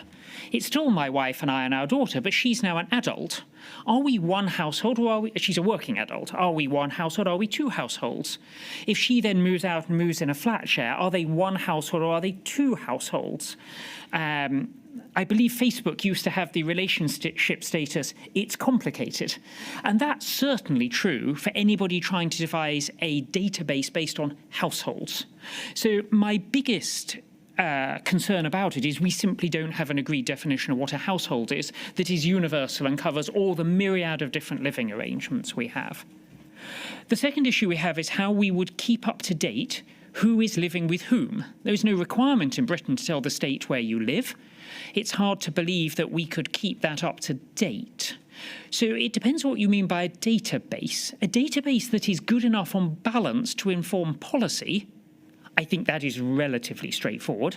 A database that is strong enough to actually allow for operational decisions, such as giving £520 to every household, I think that's way harder, and I would defer to experts at the ONS and elsewhere on whether that was possible to do, but I admit as an economist rather than a data expert, I am not convinced that's an easy thing to do. So the more data you can gather that will enable analysis to inform policy, good thing. Yes. But you doubt whether you can ever gather enough data to actually deliver support through that data in a joined-up way. I doubt it would be politically feasible. So I recollect that DWP, if they're deciding whether two people live together as a couple, look at things like where is their toothbrush in the bathroom? Do they share a single tube of toothpaste? Apparently that's, if the DWP inspectors visit you, that's one of the standard tests of are you cohabiting or is this person a lodger? Now, of course, we could look at every single person's bank account to discover if they buy their toothpaste separately. I mean, at a technical level, that might be possible, but I really doubt any politician that says we're going to look at every single person's bank account to discover who buys the toothpaste. I can't see that happening anytime soon. All right. Can I move on a little in the context of the job retention scheme? Because you've touched on this to a limited extent so far. You've explained why a furlough scheme, or the advantages of a furlough scheme, but there wouldn't be they would not necessarily be advantages in all emergencies. Is that right? Does it depend on the type of economic emergency you're facing as to whether you want to go down the job matching route? Absolutely. You really want to use a furlough scheme when you think the economy after the emergency will be the same as the economy before. So if we go back, and some people in this room will be old enough to remember the 1970s, we had 2 oil shocks. They were genuine emergencies. I'm just old enough to remember as a child queuing with my grandma to buy petrol in about 1979. Because I loved cars, that was quite exciting for me. It was rather boring for my grandmother, and she complained about the cost of petrol, about which I knew nothing. But that sort of crisis that is going to lead to a change in the optimal nature of the economy, a furlough scheme could be very bad news. Because if you've got a company that is shut down because the price of oil is so high they can't make money, well, unless you think the oil price is going to come back down, it's not sensible to furlough all those workers. So there are some crises where a furlough would be the wrong approach. So the question is, do you think the post-crisis economy will be substantively the same in terms of where people will be working? If you do, then a furlough scheme is great. If you don't, then all you're doing is giving people false hope, and that's not going to be helpful. And so was the Treasury proceeding, were you proceeding and giving your advice to the Chancellor on the basis that this was the sort of emergency where you could broadly expect that the economy would be the same after the emergency absolutely. as it was before it? In March 2020, all the talk was of flattening the curve, sort of banging it on the head to begin with, evening it out to cope with NHS capacity, and then we'd come out the other side having reached herd immunity. And although that phrase is unpopular today, I think it is medically the correct phrase. And at that point, we were thinking 3 or more likely 6 months, we'd be out of it, people would be going back to restaurants, they'd be going on cruise ships, they'd be going to nightclubs, and all those jobs would come back, give or take. Obviously, some firms would go bankrupt along the way, but by and large, yeah, that's what we were expecting. And of course, that is what happened, albeit with a delay. Yeah, well, I was going to pick up on that. I mean, you've factored in another issue here, which is firstly that there was an expectation that the economy would reopen in broadly the same form. But also, was there an expectation that this would be a relatively short shock of duration?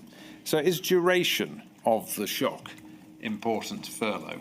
And let me ask it in this way. If it had been expected that there would be a shutdown of society for 5 years, would a furlough scheme have been the right answer? Well, let's take the extreme case. Let's say it's 20 years, then obviously not. And it's a judgment as to how many years, and it depends how accurately you think your prediction of it rebounding is. It also depends on what you can do with people in the interim. So in a period where we wanted people to stay at home, protect the NHS and save lives, if you want them to stay at home, kind of paying them to stay at home through a furlough scheme might actually be an effective health policy. But would you do it for 5 years? I doubt it. But it really does depend on whether you think they can get another useful job. And that's one of the reasons that I push so hard, and the British furlough scheme is internationally pioneering, in that people could get another job along the way. Because we didn't want Tesco ringing us up saying, hey, we've bought thousands of vans, there are thousands of people wanting their shopping delivered, but we can't recruit people for love nor money because they're on furlough. So we want it to be really clear that you had the right to take another job temporarily. And having spoken to the OEC subsequently, they do think that is an interesting variant of furlough that is suitable for a national crisis as opposed to an industry-specific crisis, which is what furloughs are usually used for in Europe. So this is part of the scheme architecture that allowed a worker who had been furloughed to, if another job presented itself, they could undertake that job. Absolutely. Without jeopardising their ability to return to their pre-existing employment post-pandemic. Absolutely. But also presumably giving them the flexibility to retain that other job if that in fact turned out to be a better job or a job they were more suited to. Yep. Or equally for people who were furloughed but felt they wanted to make a contribution in other ways, to volunteer in some way towards the national effort. Absolutely, with the exception that you couldn't volunteer for the firm you worked for, because that creates all sorts of risks of bad behaviour. Well, I'm just going to pick up on that because we've heard about that this morning, and I just want your explanation for that. This was in the context of the charity sector. Sir Oliver Dowden was explaining that point, that there was a concern within the Treasury that if you allowed people to volunteer within their own job, there could be issues. Would you explain why and what? Yes, well, we worried, and I'd be interested to have heard you ask Kate Bell this question, actually, whether the TUC would have been worried about pressure on workers to accept being furloughed and then returning to work voluntarily. And our view was, and I mean, who knows who DMS would have spoke to in the Treasury? You'd really need to ask Beth Russell or the Permanent Secretary this rather than me. But I'm not aware of DCMS raising that with us at the time. And I think our general view was that most people who volunteered could find a similar charity to volunteer for. So if you volunteered in one food bank, if you were paid to work in one food bank, there was almost certainly another neighbouring food bank for which you could volunteer. And indeed, there was nothing to stop two food banks ringing each other up saying, hey, I furloughed this person, hey, I furloughed that person. Why don't we both ask them to volunteer in the other ones? But we really did think it was important to protect workers from bullying bosses, expecting them to turn up and work for a 20% wage cut, or doing something really naughty like saying, if you're furloughed, we guarantee you a bonus of 40%, so you'll be a winner, we'll be a winner, and the poor old taxpayer is a loser. And the flexibility that you've described in the UK furlough scheme that allowed people to take other jobs, is it your position that that wasn't replicated anywhere else in the world, as far as you're aware? My understanding is we were the first in the world, and that it was not introduced by any other country during the COVID era, yes.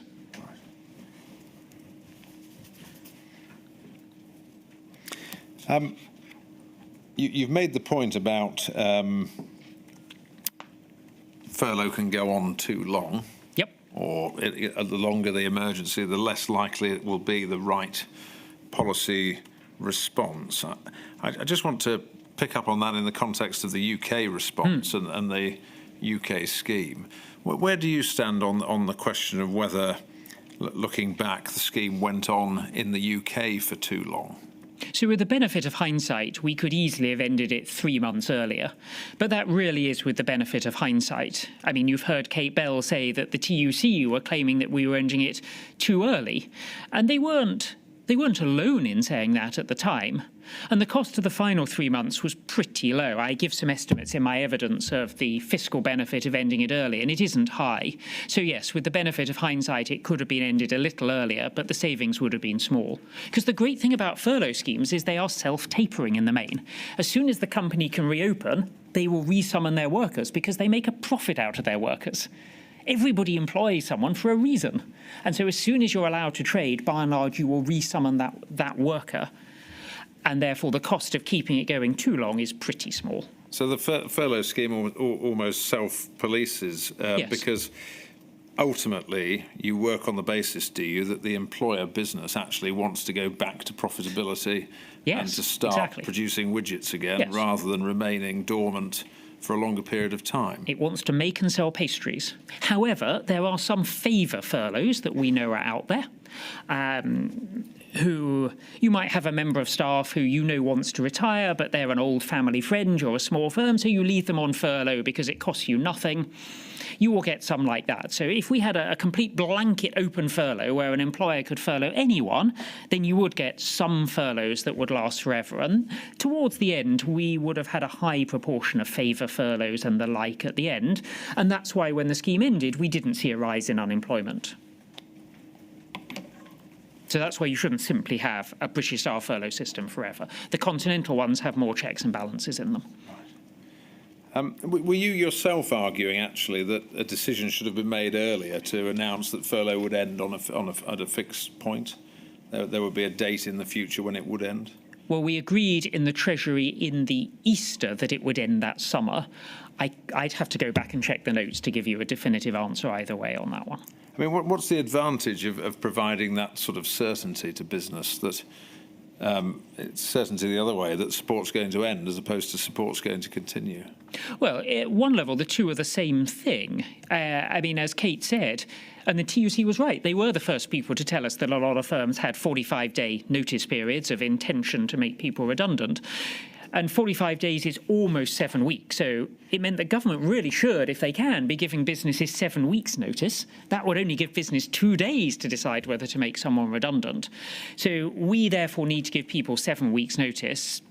And that's, in that summer, we knew from the previous year that cases were likely to be low, but also that furlough use was going to be low. So it seemed easier, particularly in the experience of the last autumn, to play it safe and add another month or two on. That's my recollection. I'd have to double check the emails to see if that's true, but that's my recollection sitting here today.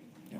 And we know that an element of tapering was introduced into furlough. Could you just explain to us why that was introduced, what the rationale was? So the rationale was twofold.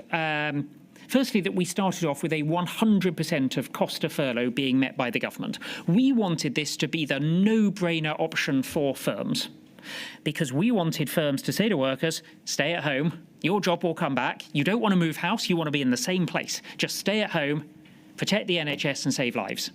So it had to be an absolute no-brainer, which it really was. That's why we got the numbers of people furloughed that we did. But over time, what we needed to say to firms is, if you think the world has changed, you shouldn't be able to hold on to workers at absolutely no cost to yourself. We want you to make a... Sorry.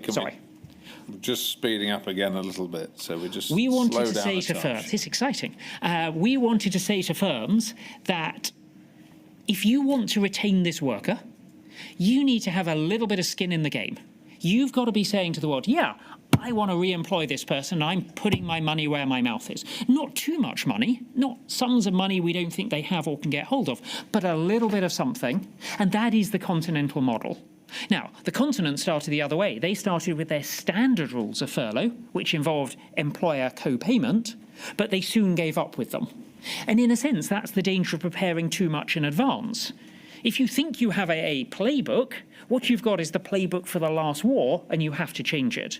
But because we were writing a new playbook, I actually think our way round was better. No initial co-payment and a later co-payment. And what we discovered is that most firms were absolutely willing to make those co-payments. We did not see jumps in redundancies when they were announced. Yeah. I'll just pick up on something you've landed on there, which is planning and playbooks. Yeah. We've heard about talk of off-the-shelf schemes and permanent schemes and the like. Dr. Loyney, from your statement, would you say we might be right to detect that you're not a great fan of pre-planning for economic response in the sense of having fixed reactions to events? You would indeed, very strongly, and I'm glad that came over loud and clear. Yeah. And the reason for that came through in what Dr. Bell said 10 minutes ago, when she said there's no difference between having a permanent furlough scheme and an off-the-shelf scheme that we can reach for. Yeah. And we've done the furlough scheme once in Britain. We managed to do it in 55 hours, including inventing it. So if we had to do it again, we could definitely do it in 55 hours. It didn't need statute. It is available to any government in future who wants to reactivate it. So it is there. You can't undo something you've done. So in that sense, whatever we may think of planning, that idea is there for any future government. But I just want to drill down a little bit into how anti-planning you are. You presumably wouldn't argue against, for example, thinking now about what data would it have been nice to have in the last pandemic? No, if we'd absolutely. have had better real-time monitoring, then we might have been able to tailor as we went, those sorts of things. So you can plan for your infrastructure, can't you? Correct. Right. Correct. So you can plan to have the right sort of people in post and the right sort of evidence. But I think it is better left to those people with good evidence to make up the plans at the time in the light of the actual facts that are known, not some sort of loose. Because the danger of having plans, I think, was seen on the medical side. We knew we were second best in the world at pandemic preparedness, because the Johns Hopkins international study had told us that. Not only were we second best, we were miles better than the French and the Germans, and many miles better than the Italians. So we were not complacent, I don't think we were, but we were confident we knew what to do when a pandemic hit. And we were wrong. And that's the danger of having a playbook, that even when it's quite closely aligned to what you think you're doing, it is often better to sit down and think, as John Maynard Keynes said, with a fresh, unprejudiced mind. Okay, well, let's just break this down. So you can plan for the evidence you think you're going to need, and you support that? Yes. So that's data gathering, collection. And sharing. And sharing. Would you also agree you can plan for analysis? In other words, you can put in place good analytical capability? Yes, although you can also hire that in pretty quickly, whereas you can't create data collection pretty quickly. You pay the right money, people will work for you. And do you support the idea that there should be centralised cross-government analysis that provides a synthesis of all the underlying data so it gives people more confidence in their decision making? I'm not sure whether it has to be centralised as opposed to decentralised. I certainly wouldn't want to see, say, the Cabinet Office given responsibility for the things that PHE or the Department for Health can do better than the Cabinet Office, or the Cabinet Office to try and do economic analysis better done by HMT or the OBR. So I think we need to be a little bit careful about centralised. Okay, but you can plan for evidence. Analysis, you say you can stand up. What about planning for delivery architecture? So the infrastructure through which you deliver the scheme. We've talked about universal credit, and we've heard evidence about legacy benefits. The IT was so poor that it would simply not have been able to process an uplift. So can you do that sort of planning in terms of getting your infrastructure right so you can deliver if you choose to do so? Yes, although the reason why we still have the legacy schemes in DWP is apparently it's very expensive to get things off of mainframe computers. And that's true in the private sector as well. I have a friend who administers pensions for the private sector on a mainframe. He assures me he has a job for life because it's very hard to get the stuff out. So you can plan, but sometimes you just have to accept there are some things that would be very expensive to prepare in advance. You multiply that by the chance of disaster and it's still not worth sorting out. It's better to say, well, we'll have to come up with a workaround when necessary. All right. But if you can make these corrections now in a cost-effective way, then you should do them. You should get the architecture, the nuts and bolts in place. That is the definition of common sense. Yeah. And then you can do the free thinking in the context of the future emergency, however it looks. Yes. So can I just push you about the off-the-shelf scheme idea?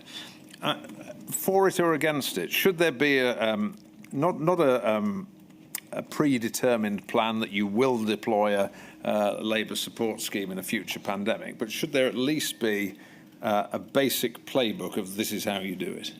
Well, I think there is already that playbook in that we have, I mean, partly it's created by you, but the Treasury has its lessons learned, it has its history, etc. So I think there is already that playbook. And Dan York-Smith said last week that the Treasury has a list of people all by their previous jobs.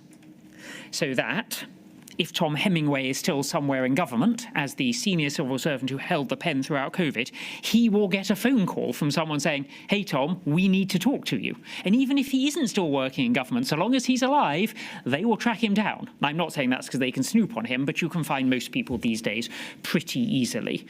So I'm not sure that you need a playbook that is nicely printed and stamped on the front, playbook. What you need is that collective residual memory. And that's something that Treasury, as a rather, I was going to say inbred, that's a little harsh, but as an organisation that tends to promote from within is actually very strong at. And again, Dan York-Smith talked about that last week as to how he was able to do his job while finishing off on the budget and why he was the right person to do it, because he was the most cross-Treasury person. And that was my experience working with Dan when he and I were colleagues. He was exceptionally good at finding people who knew their arse from their elbow. Knew all sides of the issue. Yeah, well, that's probably a more politic way of putting it. But anyway, thank you. So have I understood really that what you're saying is corporate memory important, remembering what you did, why you did it and how it went and where the pitfalls were, and you think that's more important than it is to have an off-the-shelf scheme that you dust off and deploy in any situation? I have no hesitation in agreeing with you entirely and utterly on that one. Thank you very much. Milady, is that an appropriate moment for Yes, of course. We take breaks every so often. Yes. And I suspect everyone will be grateful for one. 3:05. All right.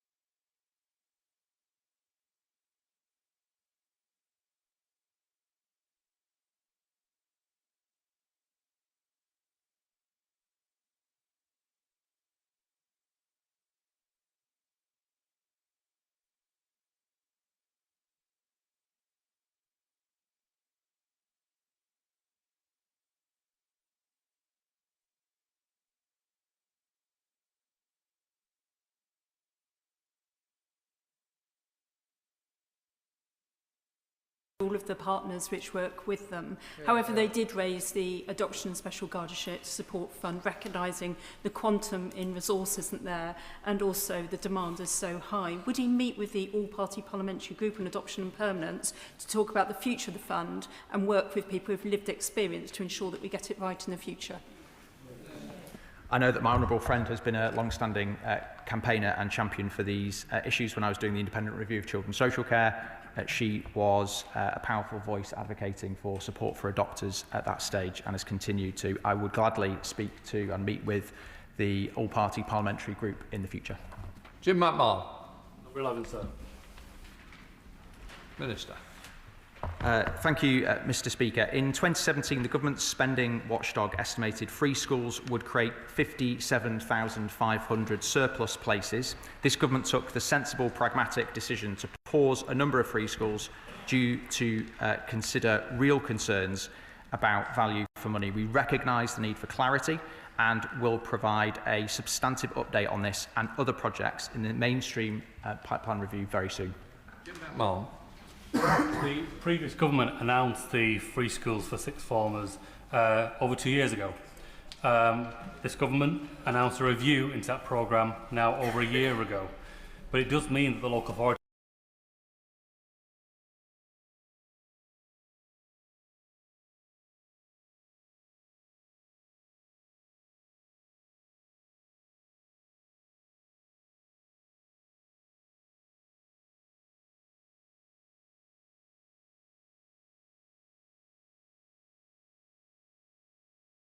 when children are leaving school.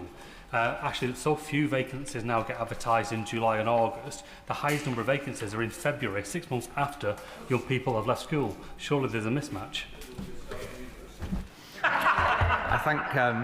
Thank you, Mr. Speaker. I thank my honourable friend for raising this point. As somebody who was a teacher in Oldham, I know many of the institutions that he's referring to, and particularly the great work that's done by Oldham Sixth Form College and the secondary schools in his constituency. We want to make sure that where we're spending considerable sums of capital investment, which the budget and the spending review allow us to do, they reflect the government's priorities around special educational needs and extra school places. We want to get that right, and we will provide an update very soon to him and others. Paul Holmes. Thank you, Mr. Speaker. Question number 13. Minister. Thank you, Mr. Speaker. As mentioned just earlier in this session, the government took the sensible, pragmatic decision to pause a number of free schools applications in order to consider real concerns about value for money and make sure that new places are created in parts of the country that need them. Paul Holmes. Thank you, Mr. Speaker. Parents and pupils deserve a school system that builds on success, not one that holds it back. The coalition government opened 24 free schools in 500 days. Yet this government has spent over 400 days reviewing 44 already approved schools. Free schools outperform non-selective state schools at every key stage. So why is this government blocking more children from accessing a good education? Mr. Speaker, there's a very simple answer to that question, which is that the last government left us with crumbling school buildings and a limited capital budget to allocate across the entire school estate. We've got to balance rebuilding crumbling school buildings, which are in a deteriorated state, the National Audit Office and others have highlighted that, with the need to prioritise extra school places in parts of the country that need them. That's what the country expects from us. Nick Timothy, Shadow Minister. Thank you, Mr. Speaker. The special needs budget mess isn't the only uncertainty caused by this government. The special needs white paper is overdue, and 44 approved mainstream free schools and a number of approved special needs schools are in limbo. If you're a school, a trust or a council that wants to open a new special needs school, you don't know the policy, the budget, or if you'll be allowed to open up at all. So by which date will we get the white paper? When will we get an answer to the budget mess?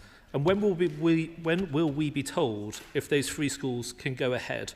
He just said very soon, but we had been promised an answer before Christmas. Will he get on with it?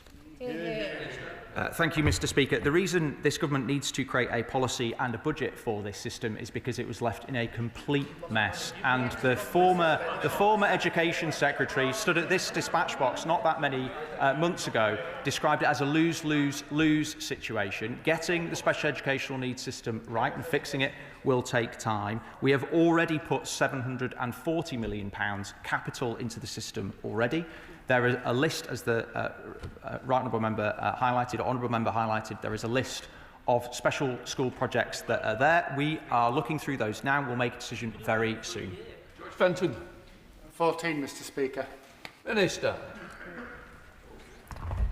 Mr. Speaker, the Department is working closely with the Department of Health and Social Care and NHS England to improve access to community health services, including speech and language therapy for children and young people with special educational needs and disabilities, and we've extended the Early Language and Support for Every Child programme. Currently about 60,000 children waiting for their first speech and language therapy appointment, with some waiting for over a year. Like with a lot of SEND problems, it happens because health and education aren't working that well together. So can the Minister tell me what we're doing to bring allied health professionals, including speech and language therapists, closer to school so that families don't fall through the cracks? Mr. Speaker, I welcome the opportunity to discuss this with the Honourable Member last week, and I'm grateful for his work on the Health and Social Care Committee on this issue. We both agreed the need for partners to work together to fix the SEND system, and I'll be working closely with ministers from the Department for Social Care and Health to move towards a better system which works for all. Thank you, Mr. Speaker. My constituency sits in Kirklees, which continues to face some of the most severe pressures in the country on high needs and SEND provision, including long waits for EHCP assessments and strained specialist support. What additional resources will the Department of Education provide to ensure children with special education needs and disabilities in areas like Dewsbury and Batley receive timely and proper support? Thank you, Mr. Speaker. In this financial year, we've already put £1 billion into the high needs budget and £740 million into specialist places around the country. We're committed to supporting schools to provide inclusive provision, and we'll be setting out more plans in the Schools White Paper. Jones. 15, Mr. Speaker.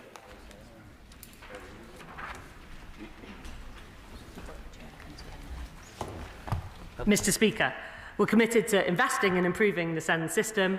This financial year, as I've just set out, we've invested an extra £1 billion into the high needs block and £740 million into specialist places. The core schools budget for 2026 to 27 will total £67 billion compared to £65.3 billion in 2025-26. This additional funding will provide an above real terms per pupil increase in overall schools funding, which will take per pupil funding to its highest ever level and help us to transform the SEND system. Clive Jones. Thank you, Mr. Speaker. In Wokingham, there are not enough SEND places for pupils, meaning that they have to travel outside of the borough and sometimes a long way from their home to go to school. In 2022, Wokingham bid for 2 SEND schools. They were given those 2 SEND schools, but nothing has happened since then. The government has still not committed any funding towards those 2 schools. So will the Minister confirm now when the funding for these 2 schools will be released to enable the Council to start building those schools? Yeah. Thank you, Mr. Speaker. We are absolutely committed to children being educated in their local community, and I've seen the difference that the £740 million we've put into specialist places has made children able to be educated in resource bases linked to schools. But to your question about the 2 schools, as my honourable friend next to me has set out, we'll be hoping to set out those answers as soon as possible. Chair of the Select Committee, Helen Hayes. Thank you, Mr. Speaker. This morning I visited the Nido Valance Centre, a specialist college in my constituency, and enjoyed a delicious cup of tea made by students Marco and Jason. Nido Valance means fly the nest, and the college provides education and training on independent living and employability skills for young people with special educational needs and disabilities up to the age of 25. Will the Minister join me in celebrating NatSpec's Power of Specialist FE Awareness Week? And will she provide assurances that the Government SEND reform proposals will fully recognise the vital role of specialist colleges and the need for sustainable funding so that every young person who can benefit from a specialist college placement can access one?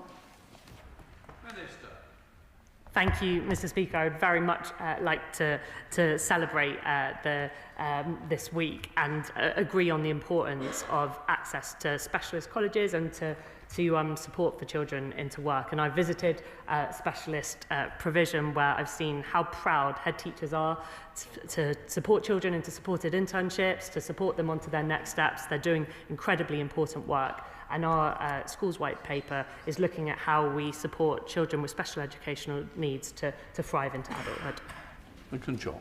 Mr. Speaker, on the 16th of June, I asked the Secretary of State what she understood to be the drivers behind the exponential rise in numbers of children with special educational needs. And she said, my department and the Department of Health and Social Care are keen to understand the drivers behind that phenomenon.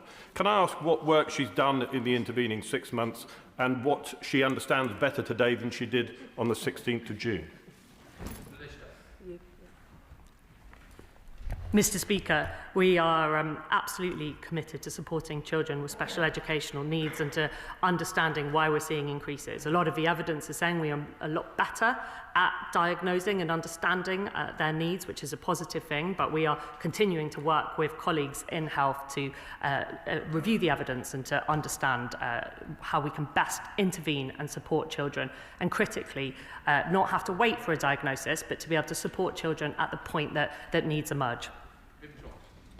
Mr. Speaker, I really welcome the government's increase in funding to SEND. However, almost 8,000 children in Liverpool now require an EHCP, and this has doubled over the past 3 years, with many parents struggling to find a school place that meets the need of their children. So can the Minister please provide assurances to Liverpool Parents and Carers Association that plans in the budget to move the financial responsibility for SEND from local authorities to the Department of Education will be given the funding it needs to provide support to children who need it, including for earlier intervention, adequate specialist places and inclusive mainstream support?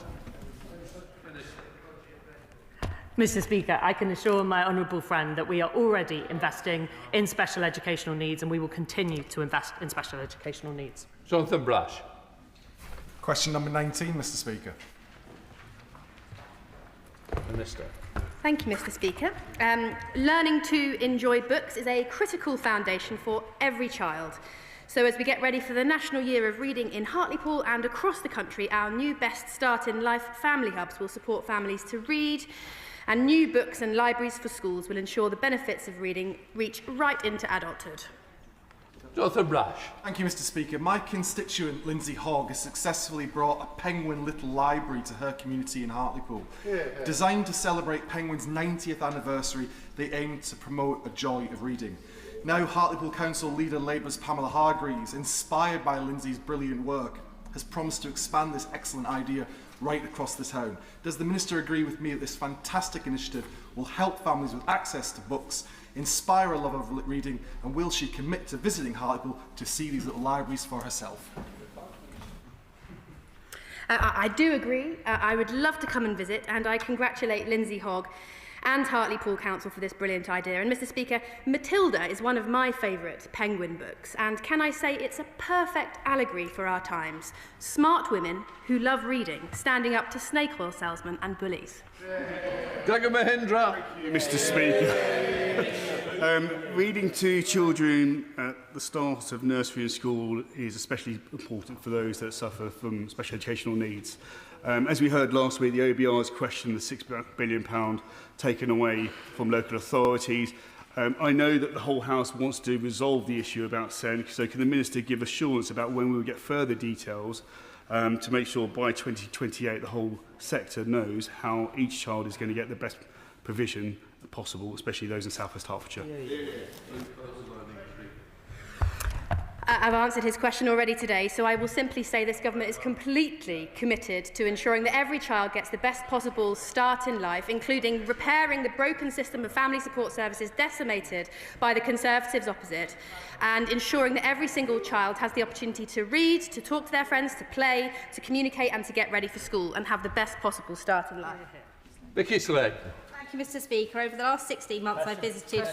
Oh, I'm so sorry. Question 20. 20.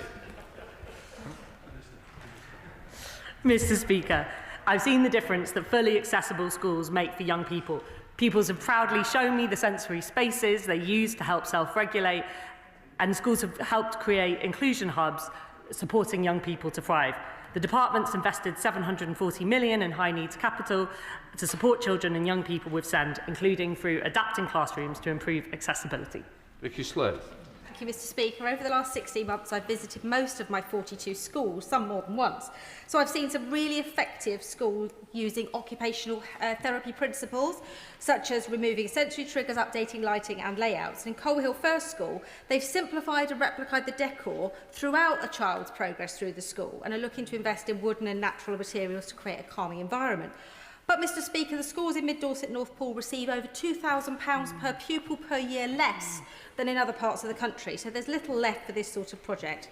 And given the focus on inclusion, what can the Minister offer in terms of smaller capital grants to fund this sort of work?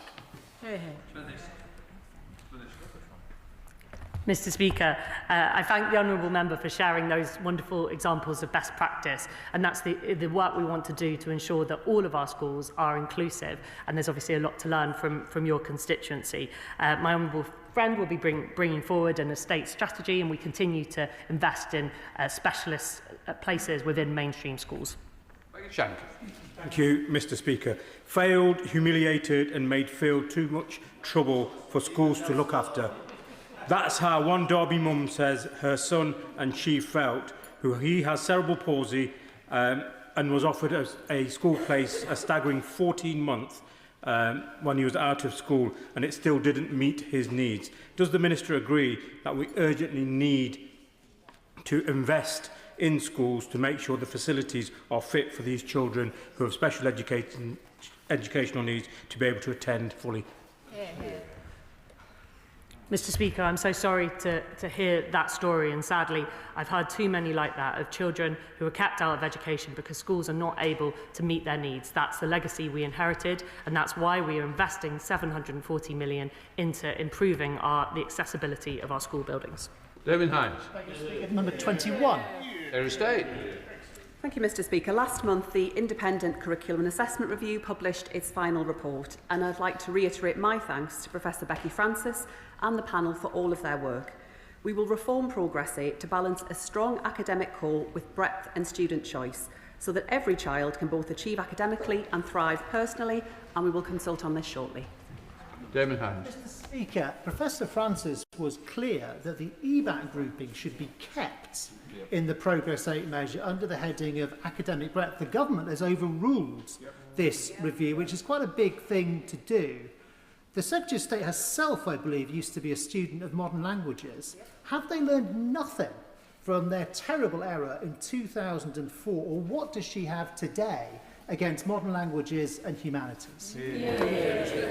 Mr. Speaker, I do love modern languages. I was a very keen student of them myself, but I'm afraid the right honourable gentleman will know that the EBAC didn't drive improved access to modern foreign languages. He knows that. He will have looked at the data, and I don't think the system as it stands provides the right balance. It unnecessarily constrains student choice, it affects students' engagement, and it's hampered progress in subjects which strengthen our economy and society. I believe in high standards, strong foundations, academic achievement, but I also believe that access to subjects like music, sport and vocational subjects should be the right of every child, not just the lucky few. Question 22, Mr. Speaker. Mr. Speaker, the Department has invested £740 million in high needs capital in 2025-26 to support place creation for children and young people with SEND. Local authorities can use this funding to create specialist places in mainstream schools, enhance accessibility and provide special school places for pupils with the most complex needs. Bob Blatton. I thank the Minister for that answer. The last government approved the new SEND school in Harrow, which is supported on a cross-party and by all head teachers in Harrow. At the moment, young children have to go an hour and a half each way to get to specialist schools, which is costing the taxpayer huge amounts of money. It is unacceptable for the children with those special educational needs. All we need now is the department to give its approval, and that school could go ahead and start almost immediately. So if this funding is available, will she then make it available to the London Borough of Harrow to start the school that everyone wants? Mr. Speaker, the last government approved a huge amount of things that were not funded, and that's why this government was left with a black hole that we are sorting out. I know I have travelled around the country talking to parents, and we have heard time and time again about how they were failed by the last government, and we are investing in the SEND system. In answer to your specific question about the schools, we'll be coming forward with more plans shortly. We come to Doppler's, Jill Robertson. Number one, sir. Secretary of State. Mr. Speaker, Labour believes that background shouldn't determine what you go on to achieve in life. We see child poverty as a moral scar on our country. When last in government, we lifted 600,000 children out of poverty. During their time in government, the Tories plunged 900,000 children into poverty. The seismic decision taken at last week's budget to remove the appalling two-child limit will lift 450,000 children out of poverty, and that will rise to 550,000 children alongside other measures like the expansion of free school meals. This will drive the largest expected reduction in child poverty in a parliament, transforming life chances, investing in our children and delivering for schools. Robertson. Thank you, Mr. Speaker. The government has taken responsibility from SEND funding away from local authorities like the Isle of Wight Council, but it can't explain where the money is coming from. Surely the Secretary of State understands how concerned parents are up and down the country. She can reassure them right now and explain where the money is coming from, or is she in fact planning cuts? Mr. Speaker, I do recognise the very real worry that parents across the country have about the system of support for children with SEND, which he and the party opposite left on its knees. He would do well to reassure parents, not to scaremonger, and I would suggest he goes away from here, reads the budget document, reads what the OBR has to say, and not to listen to his front bench. Dan Carden. Thank you, Mr. Speaker. Archbishop Beck Catholic College in my constituency has lost £700 per pupil since 2011, while the number of disadvantaged pupils has risen from 38% to 52%. It's an excellent school with strong leadership and creating great outcomes for pupils. And could I ask the Minister to look specifically at the funding calculation for Archbishop Beck and to say a little bit about how she is getting resources into deprived areas. Thank you. Mr. Speaker, I'm really grateful for the work of the school that you mentioned. I've set out today the further investment we are putting into schools, including into special educational needs, and we are focusing our funding on all schools, but particularly supporting schools in the most deprived areas. We come to Secretary of State. Thank you, Mr. Speaker. And there is a good reason why we have an independent economic forecaster in this country. And that's because, thankfully, they do not let the government get away with saying that £6 billion can be absorbed across government at a time when the spending review has already allocated all of the money. So let's have no more of this nonsense. Where is the £6 billion coming out of? Is it SEND or is it schools? Where's the money? Mr. Speaker, let me be absolutely clear. These are council deficits. They will not be coming from school budgets. Over the course of this Parliament, we are investing more in SEND. We are picking up the pieces of a system on its knees left behind by the party opposite. Either the Right Honourable Lady hasn't read what the OBR has to say, or she is seeking to willfully mislead parents and scaremonger. It wasn't a priority for her in our conference speech. It's not a priority for her now. Sorry, but we can't get away with misleading. It's like lying, so I'm sure the Secretary of State will withdraw that. Of course, Mr. Speaker. Marvellous. Or a troll. Mr Speaker, the Right Honourable Lady can rail against the forecast, the Tories, her own leaky backbenchers, and probably, privately, the Treasury, all she likes. But the spending review has set departmental budgets for the year in question. There isn't £6 billion down the back of the sofa. So, unless she can say where else this £6 billion is coming from out of government Ardell, and clearly she's just failed to do so, it must be coming out of schools or send. So let's try again. Will she be straight with teachers and parents and her own backbenchers and tell us what is being cut? Is it send or is it schools? Where's it coming from? Mr Speaker, I don't know if the Right Honourable Lady listened to what I just said. It is not coming out of school budgets, and we are investing... Please. It's not helpful to speak back at me either. You're completely wrong. And if we're setting education standards, I don't think it's a good way to do it. Secretary of State. Mr Speaker, the OBR published projections about send costs alongside the budget. They were hypothetical illustrations which the Right Honourable Lady would know if she went away and read the OBR document. The Treasury has been clear that the costs will be covered across overall budgets, but we are investing more in send, more in capital. We are delivering for our children, and we will be setting out further plans for reform next year. If she wants to work with us to get this right, I'd be grateful. Lauren Edwards, please, these people in. Thank you, Mr Speaker. I understand that 1,000 careers advisors the government committed to introduce will now sit within job centres. Can the Minister outline how her department will work with the DWP to ensure that improving careers advice in schools remains a priority? Reaching children in primary schools now is incredibly important for promoting the technical career routes that our economy is going to rely on in the future. Thank you, Mr Speaker, and I thank my honourable friend for the question. My noble friend, the Minister for Skills, is working across both departments to ensure that we bring the very important work on careers and early entry to work programmes together across government. I've myself seen great collaboration between both departments in Youth Hub in my own constituency, and the government is still committed to improving work experience for children at secondary schools and early careers education as well. Liberal Democrat spokesperson.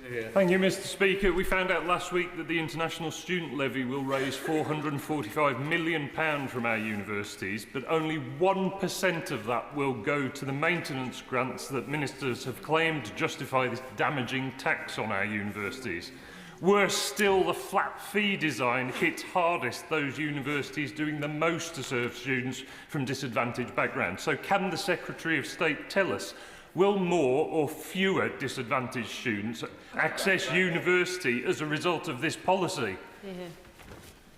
Mr Speaker, we are investing the International Student Levy into support around skills and access to high-quality further and higher education colleges targeted on students who most need that support in areas, in subjects most closely aligned to our industrial strategy and government priorities. This will make a huge difference to young people from not very well-off backgrounds, allowing them to access university. And we're backing our universities with the measures that we've set out around tuition fee increases that will give our institutions stability. Tom Rutland. Mr Speaker, under the Conservatives, too many children's life chances were scarred by poverty. But thanks to the choices made by this Labour government last week, nearly 1,300 children in East Worthing and Shoreham are set to have their futures brightened. Does my right honourable friend agree with me that it's only under a Labour government that all children get the best start in life? Mr Speaker, the party opposite might not be serious about tackling child poverty, but the Labour Party is and always has been. Under this government, we will lift 450,000 children out of poverty alongside other measures such as Best Start family hubs, expanding childcare and new free breakfast clubs. And I think I've heard enough. I don't need a running commentary on what somebody might be or not, Turkey, wherever. OK. Secretary of State, I think we've got the... Let's go on then. Ian Roden. Mr Speaker, forces families sometimes find a child's ECHP is not automatically recognised when they are reported to a new area, leaving children without provision. With the Children's Services White Paper due next year, will the Minister ensure military children are specifically included and raise the issue of adopting the MOD LAP system with local authorities that currently do not use it? Mr. Speaker, I thank the honourable member for raising those points, and I will absolutely look into them. And I would be very helpful if the honourable member could write to me about those issues. Sir Roger Gale. Thank you, Mr. Speaker. I think I must have missed something in the answer that the Secretary of State gave to my honourable friend, the member for the Isle of Wight, and the Shadow Minister. Schools in my constituency haven't got enough money to pay for SEND pupils. It's no good the Secretary of State talking about capital expenditure and more on this and more on that. What we need to know is, where is the money coming from to pay the revenue costs incurred by SEND pupils? Mr. Speaker, that's why we've put an extra £1 billion into high-need budgets this year. The capital that he very casually dismisses is in order to deliver more specialist places for children closer to home, including in mainstream schools. He must surely recognise that the system that we have at the moment just isn't working. I've heard from too many parents and too many schools that change is needed. If the party opposite want to get serious about this and work constructively on a big challenge that we face, then I would really, really welcome that. But sadly, we just get these cheap shots all the time. Shankar. Thank you, Mr. Speaker. Earlier this year, I met brilliant Derby apprentices at Alstom who are building their futures as they build the future of our rail. But persistently, low start rates in the East Midlands have left too many of our young people missing out on opportunities apprenticeship give. So would the Minister tell us what steps she has taken so young people can start the apprenticeships that they need? Thanks. I thank my honourable friend for this question. He himself was an apprentice before entering this place, and he welcomed the Secretary of State to his constituency to open a Technical Excellence College in construction not that long ago. The main thing from the budget that I took away last week, which is extremely welcome, is that from next academic year we will fully fund SME apprenticeships for people aged 16 to 24, which will do a lot to answer the question he is asking. A game of strategy, tactics and sometimes outright brinkmanship might be something that is very familiar to the Cabinet at the moment. I'm actually talking about chess. Meadowview Primary School in my constituency has qualified for the London Chess Classic, which takes place tomorrow. So will the Education Secretary join me in congratulating them in getting so far and wish them luck? Absolutely, I join the right honourable lady. I wish them all the very best, and to all those taking part, it's a wonderful opportunity for those young people. Sonny Kumar. Speaker, the zebra crossing outside Redhall Primary School in Lower Gornal spans both sides of a busy road, putting children at risk each day as they cross between sites with no patrol and frequent unsafe driving. And I've urged the Council to act. What work is my right honourable friend taking with the Secretary of State for Transport to ensure adequate funding and support for road safety? I thank my honourable friend for raising that point. I'm very happy to follow up with her. If she writes to me with the details, I'll be very happy to speak to colleagues at the Department for Transport. Julian Lewis. Despite the Secretary of State's robust answer on Chinese influence on academia, dare I set her a little homework? Would she like to take a look at the relevant section of the Non-Partisan Intelligence and Security Committee's report on China, published in July 23, and she will find a lot of interesting and worrying information in that report. I recognise the right honourable gentleman's expertise and interest in this area, and I would be very happy to do so. Callum Anderson. Speaker, I was pleased to see the forthcoming curriculum reforms acknowledge the importance of financial capability for young people. But there is an immediate challenge of scant financial education that exists now that must be addressed. So can the Minister update the House on how the Department is working with civil society and the financial sector to ensure that young people are getting quality financial education now? Mr. Speaker, young people always say when I talk to them about education how important it is for them to get that financial education. It's something we've recognised in our response to the curriculum review, and we're very committed to working with civil society to deliver this. And if the honourable member has ideas of organisations that we can work with, then we're very open to that conversation. Thank you, Mr Speaker. In Herefordshire, families of children with special educational needs and indeed Herefordshire Council have been waiting more than 18 months for an update on two crucial schools, a new free school, specialist provision for children with autistic spectrum disorder and the rebuild of Westfield Special School. Will the Minister meet with me to discuss how we can make progress on ensuring these vital school places are provided locally for these children? I thank the honourable member for raising this question about school buildings. As I've previously said to the House, it's really important that we get the policy in exactly the right place regarding special educational needs and the future of the schools system. We're getting there, and I will be able to share very soon an update on those projects. I'd be very happy to meet with her in the near future. Rachel Maskell. Mr Speaker, City of York Council has gone from requires improvement to outstanding all areas due to the innovation it is driving, particularly around children in social care, halving the number of children there, ending the use of agency workers and setting up a SEND hub. The Director of Adult Children's Social Care would like the Secretary of State to visit. Would she come to York and see what we're doing? I'm grateful to the Honourable Lady. I was in York just recently with our Honourable friend, the member for York Outer, but I'll be delighted to return and to talk about the brilliant progress that the Council have been making on these important areas. Blake Stevenson. Thank you, Mr Speaker. My constituents in mid-Bedfordshire want politicians to work cross-party to improve SEND education.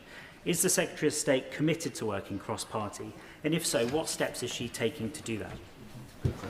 Mr Speaker, I would love to do that, but I think sadly what we've heard this afternoon from the party opposite demonstrates the challenge that we as a government face in engaging seriously on these big and deep questions, where we will always engage with members of Parliament from across the House as we bring forward these reforms. But I'd suggest he goes and speaks to his honourable friend and asks them to get serious about making change happen. Annan. Mr Speaker, NSPCC revealed that in 22-23 some 9,000 child sexual abuse offences were recorded by police that involved an online element. Can I ask the Minister this question? What has been done in the schools to improve safety for online, for children to go online, and to ensure whatever changes are made now? Thank you.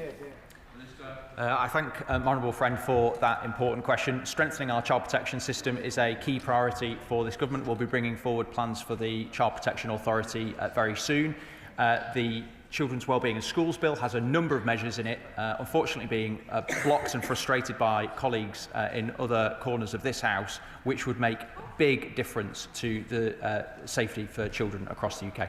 Final question, David Collins. Thank you, Mr Speaker. There is nowhere in the DFE budget that £6 billion could possibly come from other than the core schools budget. So either the SCN funding is being cut, or the core schools budget is being cut, which implies 5% per head, or she has an explicit agreement with the Chancellor for the money to come from somewhere else or from new taxes. Which is it? Mr Speaker, it is not coming from the core schools budget. I could not be more clear. This will come from across government budgets, and it is a matter for the next spending review. And alongside that, it is a matter for the next spending review. It is. And alongside that, we will set out reforms in the new year to improve outcomes for children with SEND, something that he and the party opposite failed to do over 14 years, and they should hang their heads in shame at what they left behind. We'll now suspend the House till 3:42. The statement arrived late and the front bench needed extra time. Suspended.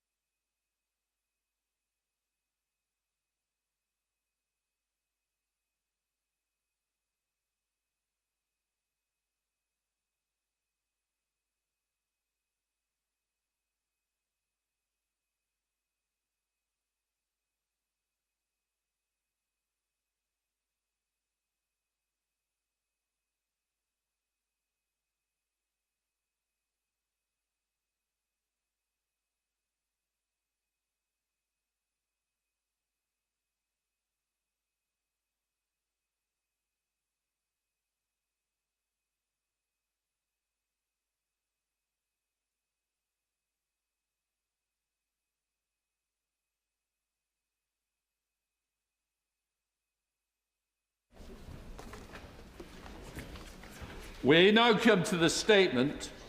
Chief Secretary to the Treasury. Thank you very much, Mr. Speaker, and I would like to make a statement to the House on two separate but related matters. The first is regarding communication with the public in the lead-up to the budget. I understand that this is a topic which has held much interest and speculation over the weekend, and I would like to take this opportunity to give a formal statement on the Government's position to the House. Second, Mr. Speaker, the Government has also today received the results of the OBR's investigation into the early release of the economic and fiscal outlook at the budget last week. I know the House will be very concerned to know the findings of that report, and so I will turn to that in a moment. On the first point, Mr. Speaker, the Chancellor has been consistent and upfront with the public about her considerations in the lead-up to the budget last week. First, the Chancellor was clear on her priorities at the budget, which was to cut NHS waiting lists, to cut the cost of living, and to cut our debt and borrowing. The budget that she delivered last week delivered on those priorities. Secondly, the Chancellor was clear on November the 4th that a lower productivity forecast would mean lower tax receipts. The OBR confirmed at the budget that tax receipts are £16 billion lower as a result of their reduced productivity forecast. Third, the Chancellor was clear on November the 4th that she intended to build more headroom. She has done that, with the headroom against the stability rule at £21.7 billion. Fourth, the Chancellor was clear in the summer that the policy decisions we took on welfare would need to be paid for at the budget, and the budget document shows those decisions cost £6.9 billion in 29-30. And finally, the OBR have now confirmed that the Chancellor knew on the 4th of November that she only had £4.2 billion of headroom against the fiscal rules, meaning that once the cost of those policy decisions was accounted for, there would be a deficit of £2.7 billion against the stability rule. Mr. Speaker, the combined effect of this information is that on November the 4th, the Chancellor knew that the Government would be in a deficit against the stability rule before any of this Government's priorities for the budget had been delivered or any additional headroom built. In light of this information, and in the knowledge of the OBR's productivity downgrade, the Chancellor knew on November the 4th that challenging decisions would be required on tax and spend. The subsequent decision to freeze personal tax thresholds for a further 3 years shows that this was correct. Mr. Speaker, the Chancellor took the step of delivering a speech before the budget precisely so that she could be upfront about the circumstances she was facing and the decisions that she would need to take. The Chancellor has been honest and consistent with the public in everything she has said. Now, Mr. Speaker, let me turn to my second topic. Last Wednesday, before the Chancellor had begun to give her budget speech, the Office of Budget Responsibility published their entire economic and fiscal outlook online. Let me be clear, Mr. Speaker. This is a very serious breach of highly sensitive information.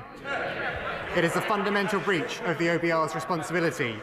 It is a discourtesy to this House, and it should never have happened. The OBR rightly took full responsibility and issued an apology to the Chancellor later that day. They have now conducted an investigation into how the report was published prematurely, and they sent their report, including their findings, to the Treasury and the Treasury Select Committee today at 12:30. The report states, and I quote, "We are in no doubt that the failure to protect information prior to publication has inflicted heavy damage on the OBR's reputation. It is the worst failure in the 15-year history of the OBR." It adds that the responsibility for the circumstances in which this vulnerability occurred and was then exposed rests over the years with the leadership of the OBR. The report notes that this has inflicted heavy damage on the OBR's reputation and caused significant disruption on budget day to the Chancellor's disadvantage. I can confirm to the House that the report goes on to make clear that this is a significant and long-standing issue that has allowed external users to gain early access to the OBR's publication, which contains full details of their forecasts and the Chancellor's budget. Mr. Speaker, in the days since the budget, there has been speculation about what kind of error led to the economic and fiscal outlook being published early. The report today confirms that the cause was not, and I quote, simply a matter of pressing the publication button on a locally managed website too early. The report concludes that the cause of the OBR's error were systemic issues, and that the investigation has made clear that the problem exposed last week was not a new one. Indeed, I can confirm to the House that the report reveals that the OBR's EFO in March was accessed before the Chancellor delivered the spring statement to the House. This underlines just how serious a situation this is. Let me underline that as a government, we take this seriously to make sure the OBR never allows this to happen again. The report notes that common and fairly basic protections to prevent early access, including passwords and random character URLs, were not used.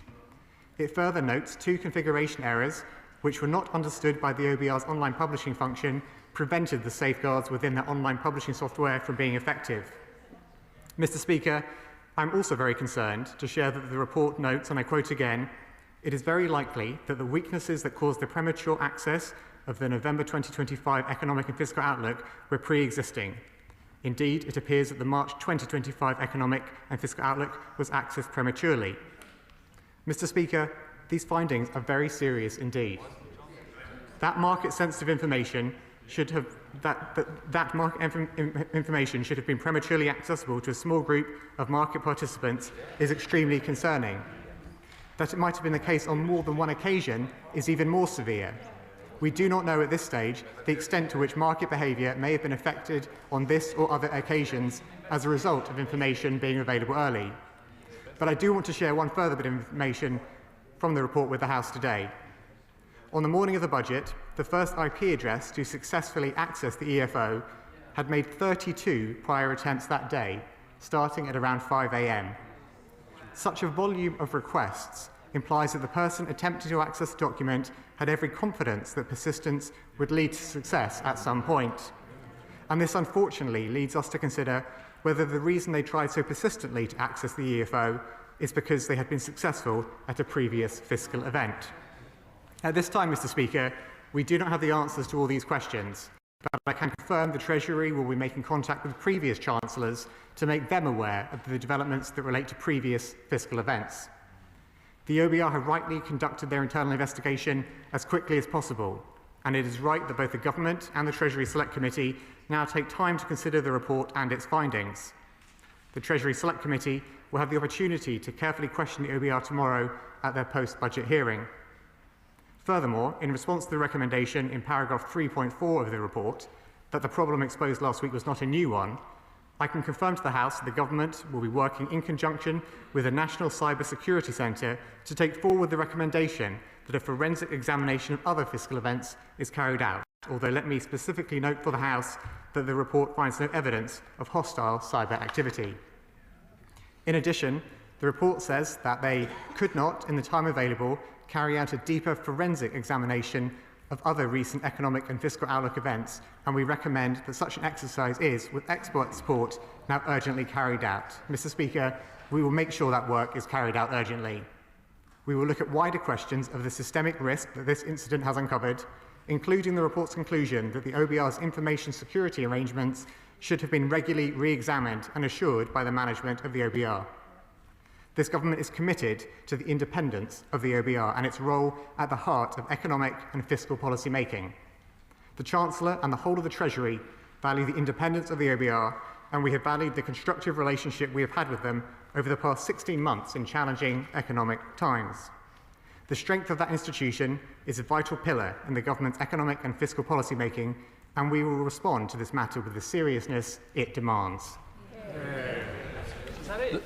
The statement on the OBR forecast, and in light of the press reports on this matter, I should remind the House that the rules and conventions relating to parliamentary language, as the scheme sets out, unless this discussion is based upon a substantive motion, certain personal criticism, including accusation of lying or deliberately misleading, are not permitted.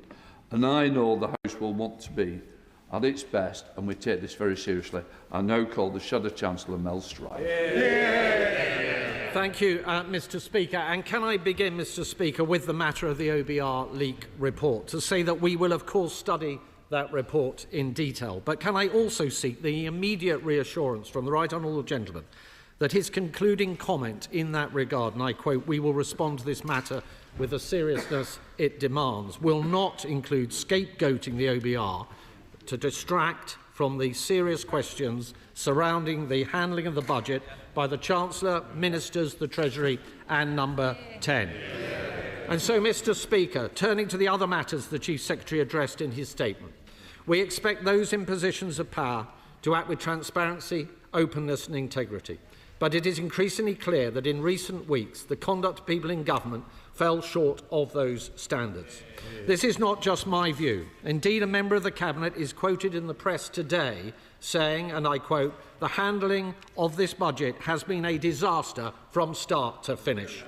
Mr. Speaker, the impression has been given that there was a concerted attempt to paint an inaccurate picture of the public finances designed to give political cover for policy decisions around increases in taxes and in welfare spending. Mr. Speaker, on the 4th of November, the Chancellor delivered a pre-budget statement in Downing Street. In it, she said that the OBR would be downgrading their productivity forecasts, meaning lower tax receipts. The Chancellor herself says that statement was meant to set the context for the public finances and the need to take difficult decisions on tax. But she failed, and this is the key point that the Right Honourable Gentleman did not address, she failed to mention that the net result of the OBR's review of the economy was in fact an increase in tax revenues, not a black hole. To quote the OBR's budget report, in isolation, the reduction in productivity growth could have lowered revenues by around 16 billion. However, the boost to receipts from higher inflation and changes to the composition of nominal GDP growth more than offset this.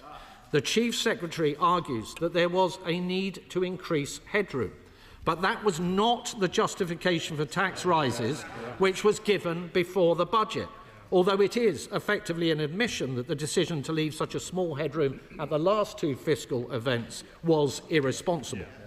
And it fails to acknowledge that a significant proportion of the increase in taxes was actually used to fund policy decisions on spending, specifically on welfare.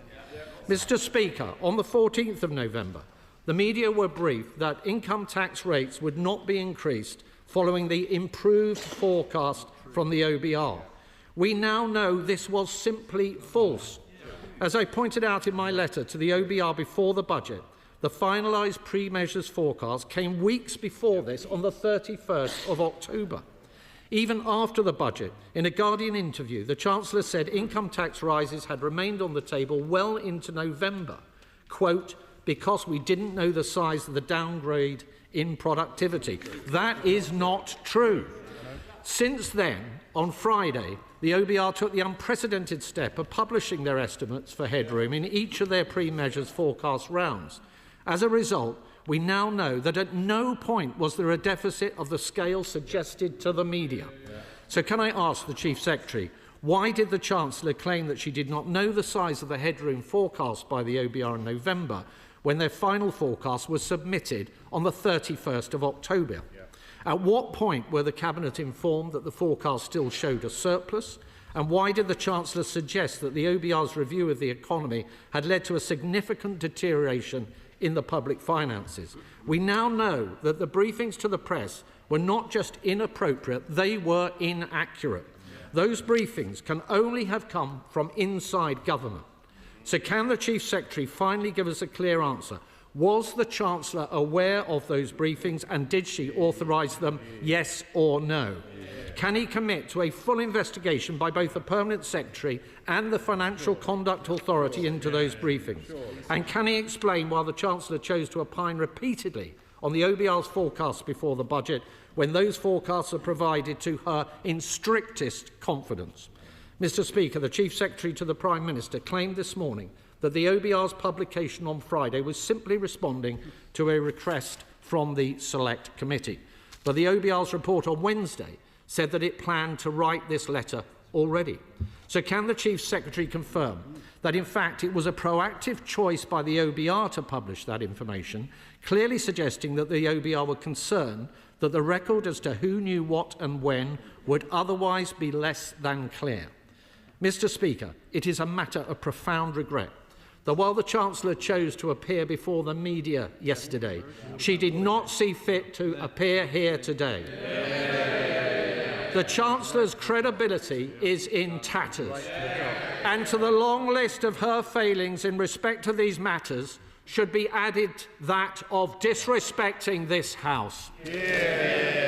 Chief Secretary. Mr. Speaker, I was unclear from the Shadow Chancellor's comments at the beginning of his speech just then whether, like us, he values the role of the OBR in the budget-setting process.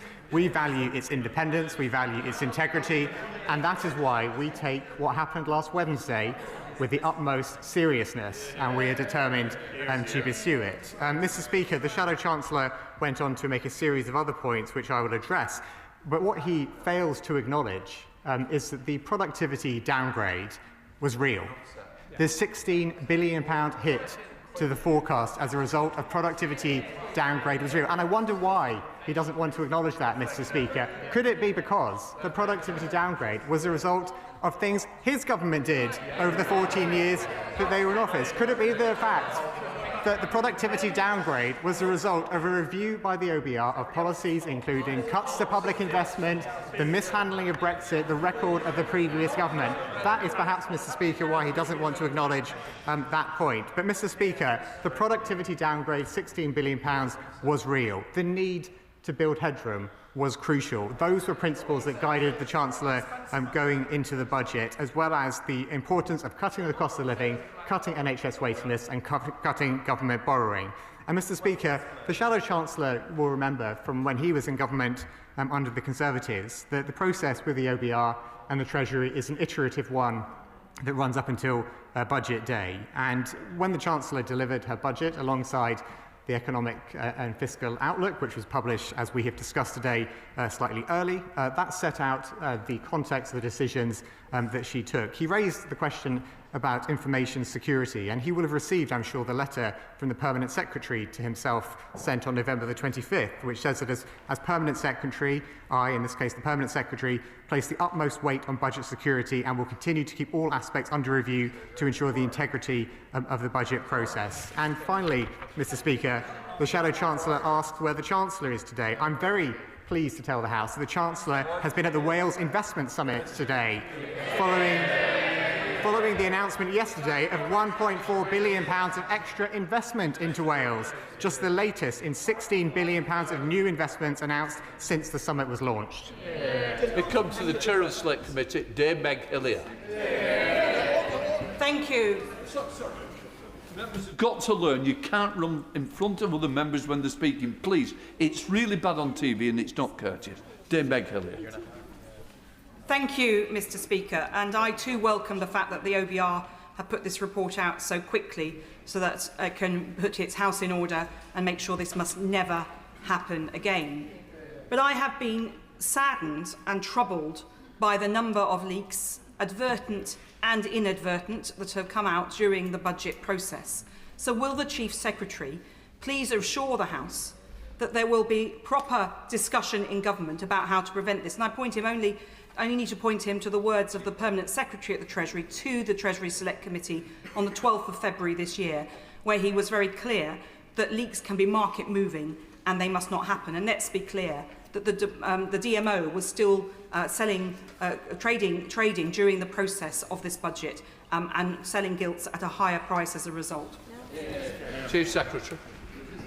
Well, I thank my right honourable friend for her comments, and Mr. Speaker, I can reassure her and you and the whole House that this government takes the budget process and its responsibilities to this House very seriously. And as I mentioned earlier, the Permanent Secretary has made clear that the Treasury puts the utmost weight on budget security, and the Permanent Secretary has made clear in his letter to the Shadow Chancellor that he will continue to keep all aspects under review to ensure the integrity of the budget process. Daisy Cooper, Liberal Democrat spokesperson. Thank you, Mr. Speaker. On the incredibly serious issue of security failings at the OBR, I understand that the Minister says he does not have all of the answers to the questions, but can I ask whether he has either requested or received any advice on whether the attempts to access that information have reached a threshold that might be criminal under the Criminal Justice Act or might reach a civil level under market abuse regulations? Related to that, can I ask the Minister whether there are any other arm's-length bodies, either related to his department or other departments, that might also now need to conduct a similar internal review into their security? Mr. Speaker, the budget process has been a mess. There has been leaks on a level that has never been seen before, huge amounts of flip-flopping that has created uncertainty for households, for the markets, and led to investment being put on hold by businesses. During the pre-budget press conference, the Chancellor talked about a reduction of productivity growth, but failed to mention that tax receipts were higher than expected. Can the government explain why it omitted to communicate that information? Mr. Speaker, in Sweden, following its own budget crisis in the early 90s, that government changed to a system where the Swedish Parliament saw a draft budget, it debated it at length, and opposition parties could propose alternatives and amendments. Has the government given any consideration at all to introducing a better system? Mr. Speaker, on the issue of omissions, ministers will be aware that on a number of occasions over the last year, ministers have repeated the claim that they would introduce permanently lower business rates for businesses in this country, but they failed to omit that business rates bills would go up because of the higher valuations. Pubs are now saying that the average pub increase will be £12,000 a year, or 76% over the next 3 years. Why did the government omit to mention this? Well, thank you, Mr. Speaker, and I would refer the Honourable Lady to the comments I made in my earlier speech about how we're going to take forward the recommendations in this report, because, as I made very clear, this is an incredibly serious incident. We take it incredibly seriously, and we're going to move urgently to take forward those recommendations in that report. She asks about other arm's-length bodies or other government organisations, and we take security, information security, cyber security, incredibly serious right across government, and that was the focus of the spending review to ensure that all departments and all bodies of government are adequately resourced to ensure they have the right information technology, the right cyber security, the right information security for the future. The Honourable Lady also referred to the Chancellor's speech on November the 4th, and what the Chancellor set out there was the challenges that we're facing and the principles that would guide her going into the budget. The principles being cutting NHS waiting lists, cutting the cost of living and cutting government borrowing, and that is exactly what she delivered in her budget last week. And on the point of business rates, Mr. Speaker, although I suspect that's a debate for another day rather than this statement, I would point at anyone concerned about increases in their valuations towards the generous transitional relief which will cap the increase in bills at 15% or less for most small businesses next year. Luke Murphy. Thank you, Mr. Speaker. Having spent the past 18 months arguing that this government has mismanaged the public finances, the benches opposite have now come to the House to argue that the public finances were fine after all. Their position is patently absurd. Due to the productivity downgrade of the OBR, which was a direct result of the benches opposite's decisions, the headroom available to the government had been cut by 57%. So does the Minister agree that the benches opposite are right to be angry about the state of the public finances, and the reason they are on those benches is because they are responsible for that state, and the Chancellor is on our benches making decisions in the national interest? I brought you in to actually ask a short question, not for a full-blown statement. So please, don't test the church too often too quickly. Thank you, Mr. Speaker, and I thank my honourable friend very much for his intervention. He's absolutely right to draw attention to the fact that the party opposite want to completely distance themselves from their record in government, and we have seen their record in government laid bare through the OBR's productivity downgrade, which hit the public finances to the tune of £16 billion as a result of the investigation by the OBR. That is a real consequence on our economy and meant we had to take real decisions to correct it. Mr. Speaker, you described the chaos and leaks in the run-up to the budget as a hokey-cokey. And just today, the House had to be suspended because the statement arrived so late on a budget delivered so early the Chancellor hadn't actually given it. All a few hours after the Prime Minister had to do a second launch to try and explain it, a day after the Chancellor toured the studios trying to say she didn't mislead people over it. Wouldn't it have been clearer just to say he was hiking tax in order to put up welfare? Mr. Speaker, what is clear is that we delivered a budget to cut the cost of living, cut NHS waiting lists and cut government borrowing. Jim Blackman. Thank you, Mr. Speaker. Isn't it really the case that after 14 years of the party opposite telling the country that politics can't make positive change, that this government has delivered an answer on the two-child limit, answers on things like apprenticeship, and answers things like the future economy and decent public services. And that's why the response is as it seems. But listen, this has not covered the OBR in glory whatsoever. And I hear from the front bench that there is confidence in the OBR and there is a faith in the role that it has to play in the future. But surely this is the moment to say it's on its last warning. Chief Secretary. Well, I thank my honourable friend for his question. And, you know, he's right to point out that we believe the OBR plays a critical role in the budget process. The OBR plays an important role in the robust and transparent fiscal framework that underpins our approach in government. And indeed, the first bill passed by this government included the fiscal lock, which prevents the sidelining of the OBR, which the previous government did and which caused such chaos for people across this country. Forward. Thank you very much, Mr. Speaker. And the leak of the Office for Budget Responsibility, Economic and Financial Forecasts on Wednesday was obviously shocking, and they have rightly come up with a very swift and complete report as to how that happened. The partial information and the leaks from the Treasury over the many months in the run-up to the budget were, in my opinion, equally shocking.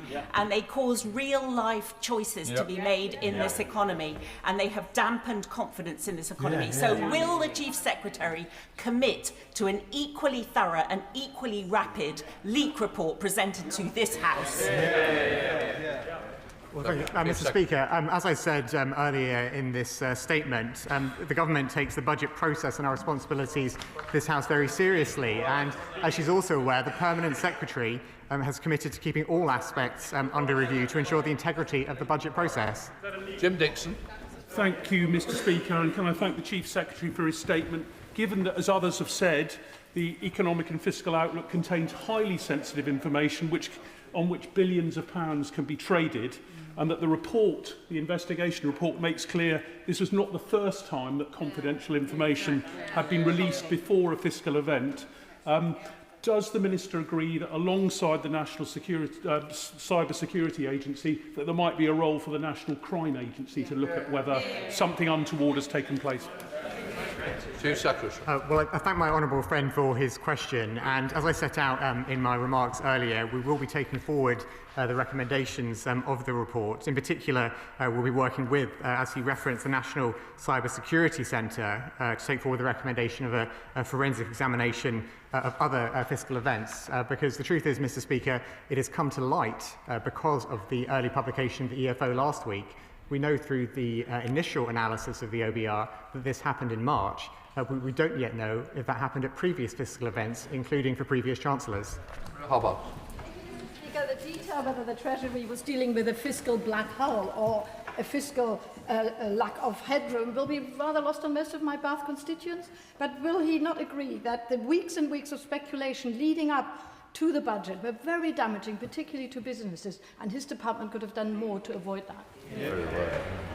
Well, Mr. Speaker, I recognise that there was a lot of speculation in the media in the run-up to the budget, but from the government's point of view, the Chancellor took a decision on the 4th of November to set out what her priorities were and what the challenges were going into that budget. We set out the context around the productivity downgrade, set out the importance of building fiscal headroom, and we set out the importance of cutting NHS waiting lists, cutting the cost of living, and cutting government borrowing. Antonia Banks.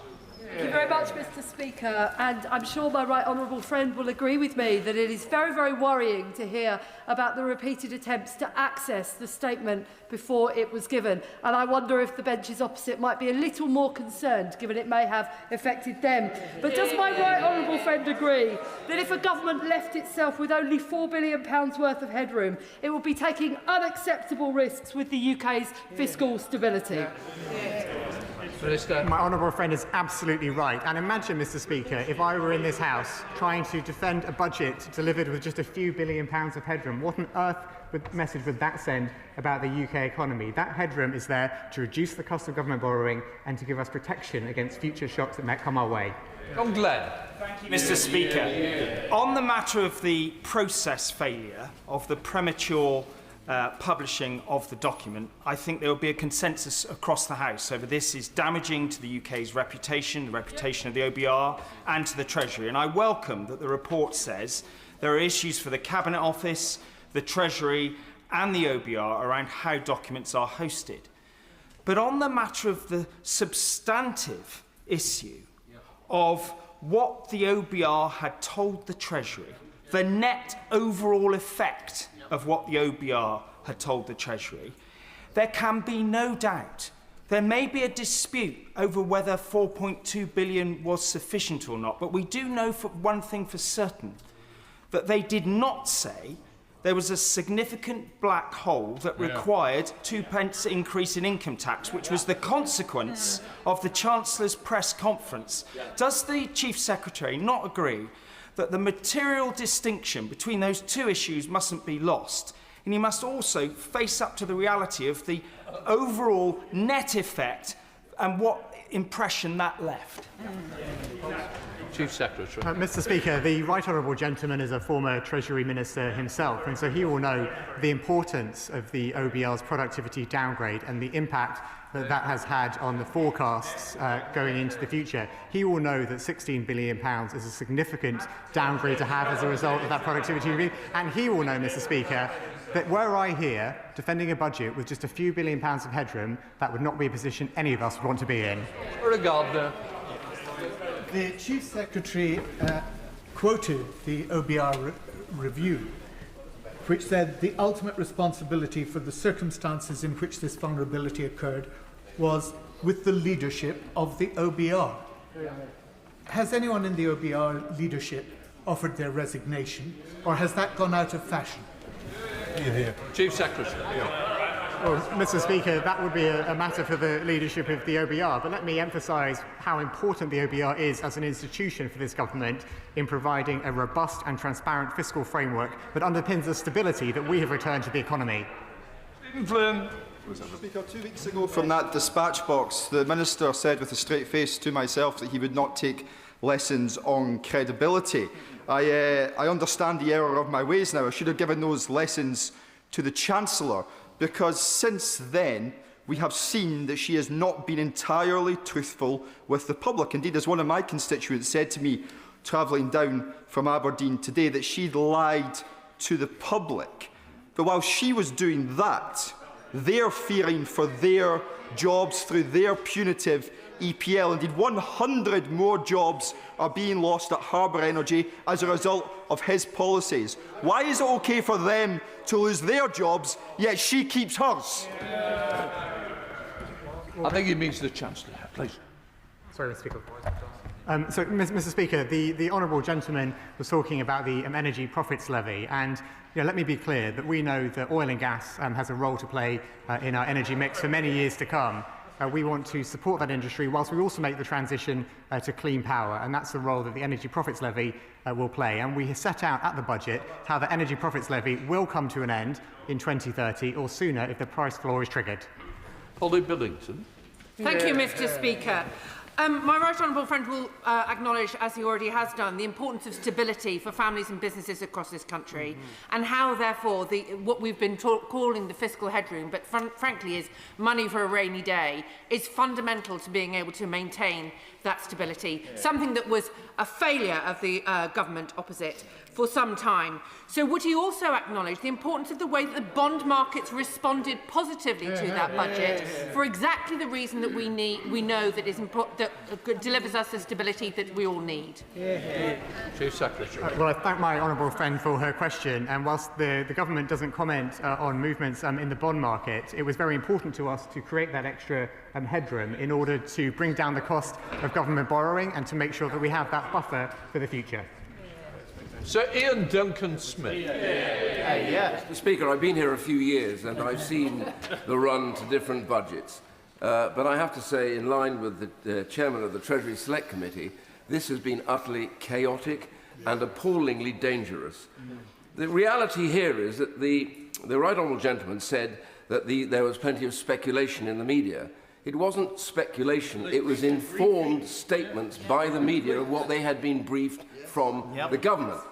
Knowing full well now the damage that has done to our reputation, and also the unprecedented requirement of the OBR then to publish its advice to the government, demonstrates the damage they have done. Will the right honourable gentleman come to the dispatch box in all decency and say the government apologises for the mess that they have made. Mr. Speaker, I will come to the dispatch box and say that this government takes the budget process and its responsibilities to this House incredibly seriously, and as the Permanent Secretary has set out, he places the utmost weight on budget security. And as I have said to several of the right honourable members, honourable friends, the Permanent Secretary will continue to keep all aspects under review to ensure the integrity of the budget process. Thank you, Mr. Speaker. Does my right honourable friend agree with me that some of the real-world and market impacts that we saw last week underscore the importance of following proper process with the OBR, and that we saw the evidence of the contrary of that just 3 years ago when the government chose to ignore and bypass it entirely, causing interest rates and mortgage costs to soar?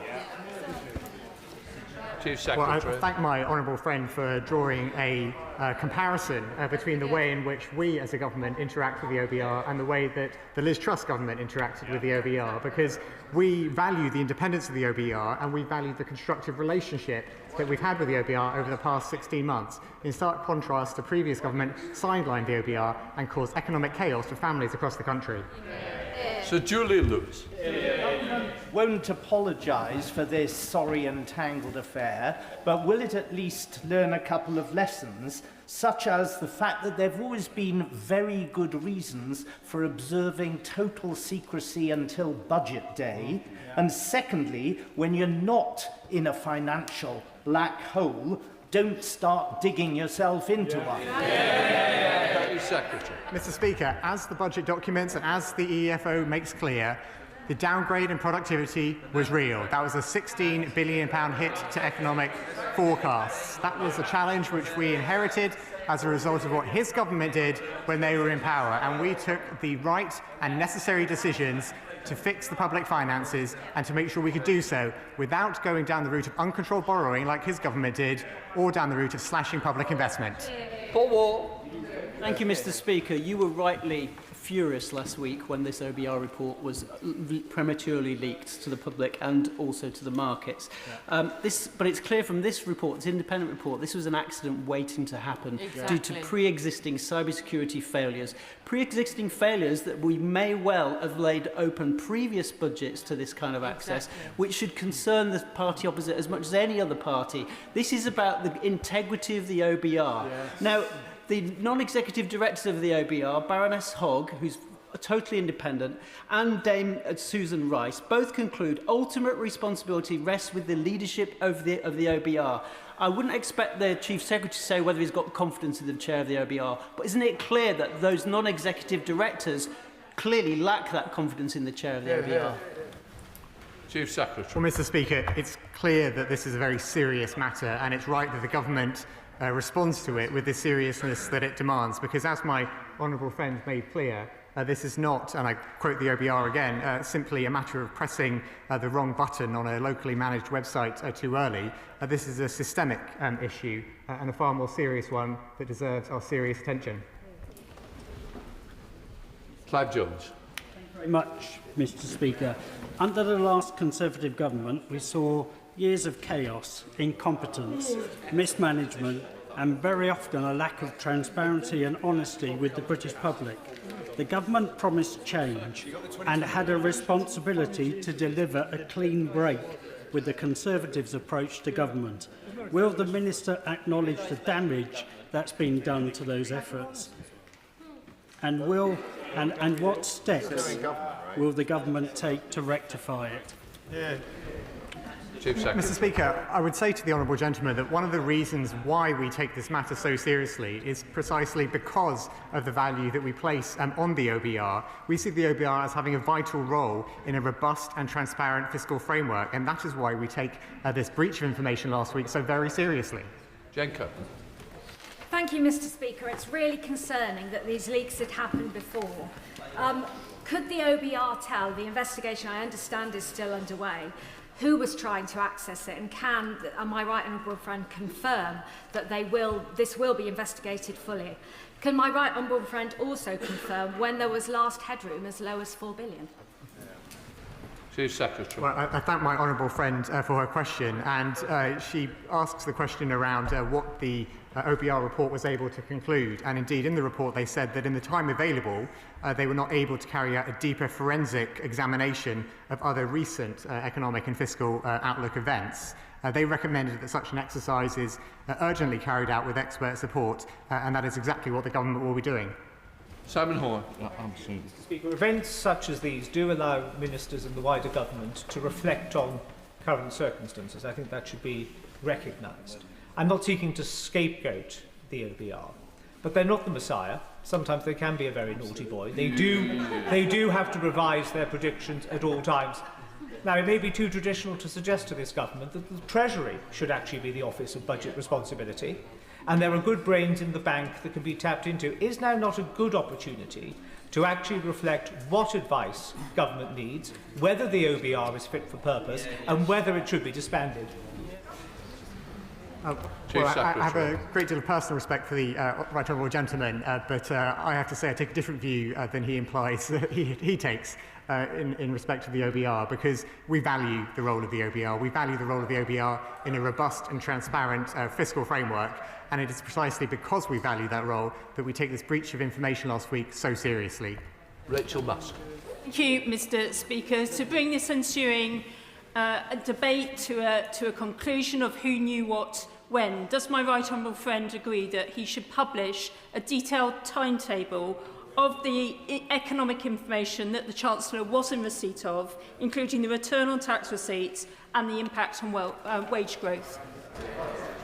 Well, Mr. Speaker, as my honourable friend will know, the OBR has already published its forecast at various rounds during the budget process. The process is iterative between the Treasury and the Office of Budget Responsibility, and at the budget, I'm sure my honourable friend will welcome the fact that we cut the cost of living, cut NHS waiting lists and cut government borrowing. Samuel Wilson. Mr. Speaker, the government's had a lucky break today in that the OBR's confession and report on its leak of the budget details has coincided with this meeting today. It's given the Minister the opportunity to deflect and use a shield, the shield of the OBR, to deflect from the real criticism which should lie with the Chancellor, who weeks before was using selective information, distorting the forecasts to cover up for the fact that she was taking money from those who work to pay those who don't work. And is that not the real shame of what we're discussing today? Chief Secretary. Mr. Speaker, the real focus of the Chancellor has been on cutting the cost of living, cutting NHS waiting lists and cutting government borrowing.